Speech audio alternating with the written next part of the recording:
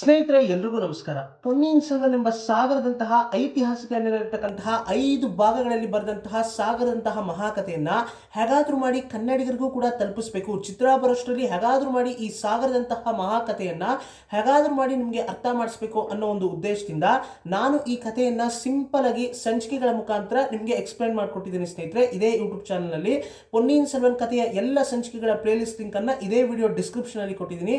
ದಯವಿಟ್ಟು ಕನ್ನಡಿಗರಲ್ಲಿ ಇನ್ನೂ ಯಾರಾದರೂ ಕಥೆಯನ್ನ ಕೇಳೋದಕ್ಕೆ ಶುರು ಮಾಡಿಲ್ಲ ಅಂತಂದ್ರೆ ದಯವಿಟ್ಟು ಇವತ್ತಿನಿಂದನೇ ಕಥೆಯನ್ನ ಕೇಳೋದಕ್ಕೆ ಶುರು ಮಾಡಿ ಸ್ನೇಹಿತರೆ.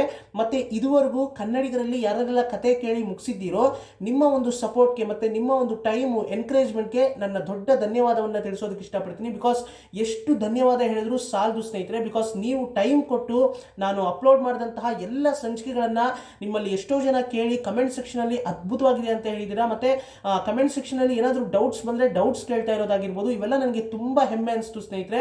ಸೊ ಇದೇ ರೀತಿ ನಿಮ್ಮ ಸಪೋರ್ಟು ಮತ್ತೆ ನಿಮ್ಮ ಎನ್ಕರೇಜ್ಮೆಂಟ್ ಇರಲಿ ಅಂತ ಹೇಳ್ತಾ ಈ ಒಂದು ವಿಶೇಷ ಕಾರ್ಯಕ್ರಮದಲ್ಲಿ ಅಂದರೆ Ponniyin Selvan special episode series ಅನ್ನು ನಾನು ಮುಗಿಸಾಯಿತು. ಇದು Ponniyin Selvan real fact series ನಡೀತಾ ಇರೋದು. ಈ Ponniyin Selvan special episodes series ಏನಿದೆ ಇದನ್ನು ಕೂಡ ಅಂದರೆ ಇದರಲ್ಲಿ ಬಹಳ ಮುಖ್ಯವಾದಂತಹ ವಿಷಯಗಳನ್ನೆಲ್ಲ ನಾನು ಹೇಳಿದ್ದೀನಿ. ಅಂದರೆ ನಾರ್ಮಲ್ ಎಪಿಸೋಡ್ಸ್ನಲ್ಲಿ ಹೇಳದೇ ಇರತಕ್ಕಂತಹ ಸಾಕಷ್ಟು ವಿಷಯಗಳನ್ನು ನಾನು Ponniyin Selvan special episode series ಮುಖಾಂತರ ನಿಮ್ಮ ಜೊತೆಗೆ ಹಂಚ್ಕೊಂಡಿದ್ದೀನಿ ಸ್ನೇಹಿತರೆ.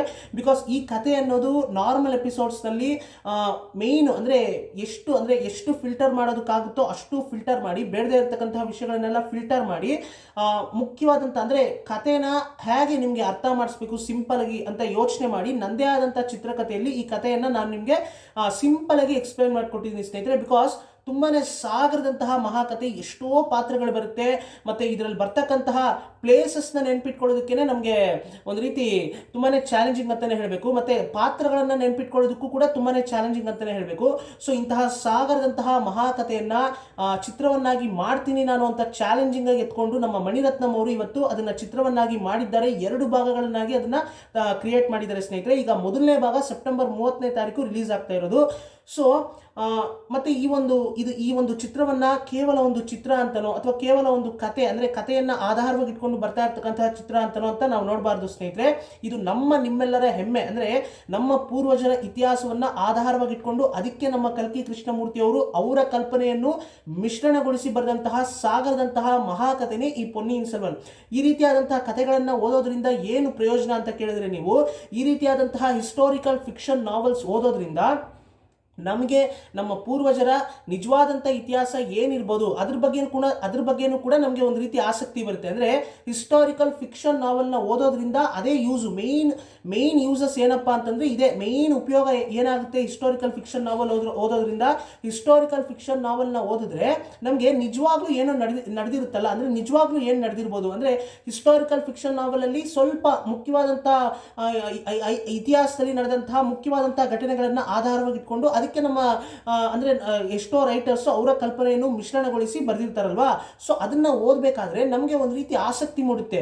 ನಿಜವಾಗ್ಲೂ ಏನು ನಡೆದಿರ್ಬೋದು, ನಿಜವಾಗ್ಲೂ ಇತಿಹಾಸದಲ್ಲಿ ಏನು ನಡೆದಿರ್ಬೋದು, ಮತ್ತೆ ಈ ಸಾಮ್ರಾಜ್ಯದ ಇತಿಹಾಸದ ಬಗ್ಗೆ ನಿಜವಾಗ್ಲೂ ಅಂದರೆ ಇದನ್ನ ನಾನು ತಿಳ್ಕೋಬೇಕಲ್ಲ, ಈ ರೀತಿಯಾದಂಥ ಆಸಕ್ತಿ ನಮ್ಮಲ್ಲಿ ಮೂಡಿಸುತ್ತೆ ಈ ರೀತಿಯಾದಂಥ ಹಿಸ್ಟಾರಿಕಲ್ ಫಿಕ್ಷನ್ ನಾವೆಲ್ಸು. ಸೊ ಹಾಗಾಗಿನೇ ಅದು ಮುಖ್ಯವಾದಂಥ ಒಂದು ಉಪಯೋಗ ಅಂತ ಹೇಳಬೇಕು ಸ್ನೇಹಿತರೆ. ಸೊ ಹಾಗಾಗಿ ಈ ರೀತಿಯಾದಂಥ ಹಿಸ್ಟಾರಿಕಲ್ ಫಿಕ್ಷನ್ ನಾವೆಲ್ಸು ಓದೋದ್ರಿಂದ ತುಂಬಾನೇ ಯೂಸಸ್ ಇದೆ. ಮತ್ತೆ ನಮ್ಮ ಪೂರ್ವಜರ ಇತಿಹಾಸವನ್ನು ನಾವು ತಿಳ್ಕೊಳ್ಳೋದೇ ಬೇರೆ ಯಾರು ತಿಳ್ಕೊಳ್ಳೋದಕ್ಕೆ ಸಾಧ್ಯ ಅಲ್ವಾ ಸ್ನೇಹಿತರೆ. ನಾವು ತಿಳ್ಕೋಬೇಕು ಮತ್ತೆ ಮುಂದಿನ ಪೀಳಿಗೆಗೂ ಅದನ್ನ ನಮ್ಮ ಕೈಲಾದಷ್ಟು ಪ್ರಯತ್ನ ಪಟ್ಟು ತಲುಪಿಸೋದಕ್ಕೆ ಪ್ರಯತ್ನ ಮಾಡಬೇಕು ಸ್ನೇಹಿತರೆ. ಸೊ ಈ ಒಂದು ವಿಶೇಷ ಕಾರ್ಯಕ್ರಮದಲ್ಲಿ ಬಹಳ ಮುಖ್ಯವಾದಂಥ ಒಂದು ವಿಷಯಗಳನ್ನು ನಾನು ನಿಮ್ಮ ಜೊತೆಗೆ ಹಂಚಿಕೊಳ್ಳೇಬೇಕು ಸ್ನೇಹಿತರೆ. ಬಿಕಾಸ್ ಪೊನ್ನಿಯಿನ್ ಸೆಲ್ವನ್ ಕಥೆಯಲ್ಲಿ ಎಷ್ಟು ಅಂದರೆ ಪೊನ್ನಿಯಿನ್ ಸೆಲ್ವನ್ ಕಥೆಗೆ ಸಂಬಂಧಪಟ್ಟಂತಹ ಸಾಕಷ್ಟು ವಿಷಯಗಳನ್ನ ಈಗ ಆಲ್ರೆಡಿ ನಾನು ನಿಮಗೆ ಅರ್ಥ ಮಾಡಿಸ್ತಾ ಬಂದಿದ್ದೀನಿ. ಆಲ್ಮೋಸ್ಟ್ ಎಲ್ಲ ಹೇಳಾಯಿತು. ಪೊನ್ನಿಯಿನ್ ಸೆಲ್ವನ್ ಕಥೆಗೆ ಸಂಬಂಧಪಟ್ಟಂತಹ ಎಲ್ಲ ವಿಷಯಗಳನ್ನು ನಾನು ನಿಮ್ಮ ಜೊತೆಗೆ ಹಂಚ್ಕೊಂಡಿದ್ದೀನಿ. ಸೊ ಇನ್ನು ಉಳಿದಿರೋದು ಒಂದು 2-3 ವಿಷಯ ಇದೆ. ಅಂದರೆ 2 ವಿಷಯನೋ 3 ವಿಷಯನೋ ಏನೋ ಇದೆ. ಅದರಲ್ಲಿ ಅಂದರೆ ಈ ಒಂದು ಕಾರ್ಯಕ್ರಮದಲ್ಲಿ ಹೇಳುವಂಥ ಮುಖ್ಯವಾದಂಥ ಒಂದು ವಿಷಯ ಮ್ಯಾಡ್ ಮ್ಯಾನ್. ಪೊನ್ನಿಯಿನ್ ಸೆಲ್ವನ್ ಕಥೆಯಲ್ಲಿ ಬಹಳ ಮುಖ್ಯವಾದಂಥ ಒಂದು ಪಾತ್ರ ಸ್ನೇಹಿತರೆ. ಇದು ಈ ಒಂದು ಪಾತ್ರದ ಹೆಸರು ಹುಚ್ಚನ ಪಾತ್ರ. ಅಂದರೆ ಹುಚ್ಚನ ಪಾತ್ರ ಅಂತಾನೆ ಹೇಳಿರ್ತಾರೆ ನಮ್ಮ ಕಲ್ಕಿ ಕೃಷ್ಣಮೂರ್ತಿ ಅವರು. ಹುಚ್ಚನ ಪಾತ್ರ ಅಂತಾನೆ ಹೇಳ್ತಾ ಬರ್ತಾರೆ ಕಥೆಯಲ್ಲಿ. ಸ್ಟಾರ್ಟಿಂಗ್ ಅಲ್ಲಿ ನಮಗೆ ಹುಚ್ಚನ ಪಾತ್ರ ಅಂತಾನೆ ಹೇಳ್ತಾರೆ. ನಂತರ ಅವನ ಹೆಸರು ಏನು ಮತ್ತೆ ಅವನ ಬ್ಯಾಕ್ ಗ್ರೌಂಡ್ ಸ್ಟೋರಿ ಏನು ಎಲ್ಲವನ್ನು ಕೂಡ ಸ್ವಲ್ಪ ಇವರು ಅನ್ಲಾಕ್ ಮಾಡ್ತಾ ಹೋಗ್ತಾರೆ. ಸೊ ಅದನ್ನ ನಾನು ನಿಮ್ಮ ಜೊತೆಗೆ ಹಂಚ್ಕೋತೀನಿ ಸ್ನೇಹಿತರೆ. ಕತೆ ಕೇಳಿದಂಥ ಪ್ರತಿಯೊಬ್ಬರಿಗೂ ಗೊತ್ತಿರುತ್ತೆ. ಮತ್ತೆ ಕತೆ ಯಾರೆಲ್ಲ ಕೇಳಿಲ್ವೋ ದಯವಿಟ್ಟು ಈ ವಿಡಿಯೋನ ನೋಡ್ತಾ ಇದ್ರೆ ದಯವಿಟ್ಟು ಇಲ್ಲಿಗೆ ಸ್ಟಾಪ್ ಮಾಡಿ ಈ ವಿಡಿಯೋ ಡಿಸ್ಕ್ರಿಪ್ಷನ್ ಅಲ್ಲಿ ಕೊಟ್ಟಿರ್ತಕ್ಕಂತಹ Ponniyin Selvan playlist link ಅನ್ನ ಒತ್ತಿ. ಪೊನ್ನಿಯಿನ್ ಸೆಲ್ವನ್ ಇಂಟ್ರೊಡಕ್ಷನ್ ವಿಡಿಯೋ ಇಂದ ಶುರು ಆಗುತ್ತೆ, ಅಲ್ಲಿಂದ ನೋಡ್ಕೊಂಡು ಹೋಗಿ ಪೊನ್ನಿಯಿನ್ ಸೆಲ್ವನ್ ಕಥೆಯನ್ನ ಪೂರ್ತಿ ಮುಗಿಸಿದ ನಂತರ ನೀವು ಈ ರೀತಿಯಾದಂತಹ ರಿಯಲ್ ಫ್ಯಾಕ್ಟ್ ಸೀರೀಸ್ ಆಗಿರ್ಬೋದು ಮತ್ತೆ ಸ್ಪೆಷಲ್ ಎಪಿಸೋಡ್ ಸೀರೀಸ್ ಆಗಿರ್ಬೋದು ಇವೆಲ್ಲ ನೋಡ್ತಾ ಹೋಗಿ ಸ್ನೇಹಿತರೆ. ಅಂದ್ರೆ ನೀವು ಆರ್ಡರ್ ಅಲ್ಲಿ ನೋಡಿದ್ರೇನೆ ಎಲ್ಲವೂ ಕೂಡ ಅರ್ಥ ಆಗೋದು. ದಯವಿಟ್ಟು ಹೊಸಬರು ಯಾರಾದರೂ ಈ ವಿಡಿಯೋನ ನೋಡ್ತಾ ಇದ್ರೆ ದಯವಿಟ್ಟು ಈ ವಿಡಿಯೋದಲ್ಲಿ ಹೇಳುವಂತ ಯಾವುದೇ ವಿಷಯ ನಿಮಗೆ ಅರ್ಥ ಆಗೋದಿಲ್ಲ ಸ್ನೇಹಿತರೆ. ಬಿಕಾಸ್ ಪೊನ್ನಿಯಿನ್ ಸೆಲ್ವನ್ ಕಥೆಯನ್ನ ಕನ್ನಡಿಗರಲ್ಲಿ ಯಾರೆಲ್ಲ ಕೇಳಿದ್ದೀರೋ, ನಾನು ಏನು ಅಪ್ಲೋಡ್ ಮಾಡಿದ್ದೀನಿ ಸಂಚಿಕೆಗಳ ಮುಖಾಂತರ ಏನು ಅಪ್ಲೋಡ್ ಮಾಡಿದ್ದೀನಿ ಇದೇ ಯೂಟ್ಯೂಬ್ ಚಾನಲ್ನಲ್ಲಿ, ಆ ಎಲ್ಲ ಸಂಚಿಕೆಗಳನ್ನ ಯಾರೆಲ್ಲ ಕೇಳಿದ್ದೀರೋ ಅವ್ರಿಗೆ ಮಾತ್ರ ಈ ಒಂದು ವಿಡಿಯೋದಲ್ಲಿ ಹೇಳುವಂತ ಪ್ರತಿಯೊಂದು ವಿಷಯ ಅರ್ಥ ಆಗುತ್ತೆ ಸ್ನೇಹಿತರೆ. ಸೊ ಈಗ ನಾನು ವಿಷಯಕ್ಕೆ ಬರ್ತೀನಿ ಸ್ನೇಹಿತರೆ. ಪೊನ್ನಿಯಿನ್ ಸೆಲ್ವನ್ ಕಥೆಯಲ್ಲಿ ಒಂದು ರೀತಿ ನಿಗೂಢ ರಹಸ್ಯವನ್ನ ತನ್ನೊಳಗಿಟ್ಕೊಂಡು ಅಂದ್ರೆ ಆ ನಿಗೂಢ ರಹಸ್ಯವನ್ನ ಒಂದೊಂದ್ಸತಿ ಅವನು ಹೇಳಿದ್ರು ಕೂಡ ಇಲ್ಲ ಇವನು ಹುಚ್ಚ, ಅಯ್ಯೋ ಇವನು ಹೇಳೋದನ್ನೆಲ್ಲ ಯಾರಪ್ಪ ನಂಬ್ತಾರೆ ಅಂತ ಊರಿನ ಜನ ಇವನ್ನ ಹುಚ್ಚ ಅಂತ ಕರೆಯೋದಕ್ಕೆ ಶುರು ಮಾಡಿರ್ತಾರೆ ಸ್ನೇಹಿತರೆ. ಏನ್ ವಿಷಯ ಹೇಳ್ತಾ ಇರ್ತಾನೆ ಆ ಕೈದಿ, ಅಂತ ವಿಷಯ ಏನ್ ಹೇಳಿರ್ತಾನೆ ಅದನ್ನ ಕೇಳಿಸ್ಕೊಂಡು ನಂಬಕ್ಕಾಗದೇ ಇರೋಂತಹ ವಿಷಯ ಏನ್ ಹೇಳಿರ್ತಾನೆ ಆ ಕೈದಿ ಅಂತ ನೀವು ಕೇಳಿದ್ರೆ ಅವನು ಏನು ಹೇಳ್ತಾನೆ ಅಂತ ನಾನು ಫಸ್ಟ್ ಹೇಳ್ತೀನಿ, ಆಮೇಲೆ ಅದಕ್ಕೆ ನಾನು ಅರ್ಥವನ್ನ ನಿಮಗೆ ಎಕ್ಸ್ಪ್ಲೈನ್ ಮಾಡ್ತೀನಿ ಸ್ನೇಹಿತರೆ. ನಾವು ಆ ಕೈದಿ ಏನು ಹೇಳ್ತಾನೆ ಅಂತಂದ್ರೆ, ಆ ಕೈದಿಯ ಹೆಸರು ಹುಚ್ಚನ ಪಾತ್ರ ಅಂತ. ನಮ್ಮ ಕಲ್ಕಿ ಕೃಷ್ಣಮೂರ್ತಿ ಅವರು ಈ ಕೈದಿಯನ್ನ, ಅಂದ್ರೆ ಕೈದಿ ಅಂತ ಯಾತಕ್ಕೋಸ್ಕರ ಹೇಳ್ತಾ ಇದ್ದೀನಿ ಅಂತಂದ್ರೆ, ಇವನ್ನ ಫಸ್ಟ್ ನಮಗೆ ಪರಿಚಯ ಮಾಡ್ಕೊಳ್ಳೋದು ಅಂದ್ರೆ ಜೈಲಿನಲ್ಲಿ, ತಂಜಾವೂರು ಅಂಡರ್ಗ್ರೌಂಡ್ ಜೈಲ್ ಏನಿರುತ್ತೆ, ತಂಜಾವೂರು ಅರಮನೆಯ ಅಂಡರ್ಗ್ರೌಂಡ್ ನಲ್ಲಿ ಏನು ಜೈಲ್ ಇರುತ್ತೆ ಆ ಜೈಲಿನಲ್ಲೇನೆ ಇವ್ರನ್ನ ಪರಿಚಯ ಮಾಡ್ಕೊಡ್ತಾರೆ. ಯಾಕಂತಂದ್ರೆ ಇವ್ರು ಜೈಲಲ್ಲೇ ಇರ್ತಾರೆ. ಯಾಕಂತಂದ್ರೆ ಒಂದಷ್ಟು ವರ್ಷಗಳ ಅಂದ್ರೆ ಎಷ್ಟೋ ವರ್ಷಗಳ ಹಿಂದೆ ಇವರು ಯಾವುದೋ ಒಂದು ಕಾರಣಕ್ಕೋಸ್ಕರ ತಂಜಾವೂರು ಅರಮನೆಯ ಗಾರ್ಡನ್ಗೆ, ಅಂದ್ರೆ ತಂಜಾವೂರು ಅರಮನೆಯ ಆ ಒಂದು ಗಾರ್ಡನ್ ಏನಿರುತ್ತೆ ಆ ಒಂದು ನಂದನವನ ಹತ್ರ ಬಂದು ತಿರುಗಾಡ್ತಾ ಇರ್ತಾರೆ. ಅದನ್ನ ನೋಡಿ ಇವನೇನಾದ್ರೂ ಗೂಢಾಚಾರಿ ಇರ್ಬೋದು, ಇವನು ಯಾರೋ ಸ್ಪೈ ಇರಬೇಕು, ಇವನು ಯಾರೋ ಬೇರೆ ದೇಶದಿಂದ ಬಂದಿರತಕ್ಕಂತಹ ಸ್ಪೈ ಇರಬೇಕು ಅಂತ ಅನ್ಕೊಂಡು ನಮ್ಮ ಚಿನ್ನಪ್ಪಳು ವೆಟ್ಟರೆಯರವರು ಈ ಕೈದಿಯನ್ನ, ಅಂದ್ರೆ ಕೈದಿ ಅಂತ ಹೇಳೋದಕ್ಕಿಂತ ಮುಂಚೆ ಇವರು ಅಂದ್ರೆ ಈ ಒಂದು ಹುಚ್ಚನ ಪಾತ್ರವನ್ನ ಜೈಲಿಗೆ ಹಾಕ್ಬಿಟ್ಟಿರ್ತಾರೆ. ಸೊ ಈ ರೀತಿ ಈ ಹುಚ್ಚನ ಪಾತ್ರ ಜೈಲಿಗೆ ಬಂದಿರ್ತಾನೆ ಸ್ನೇಹಿತರೆ.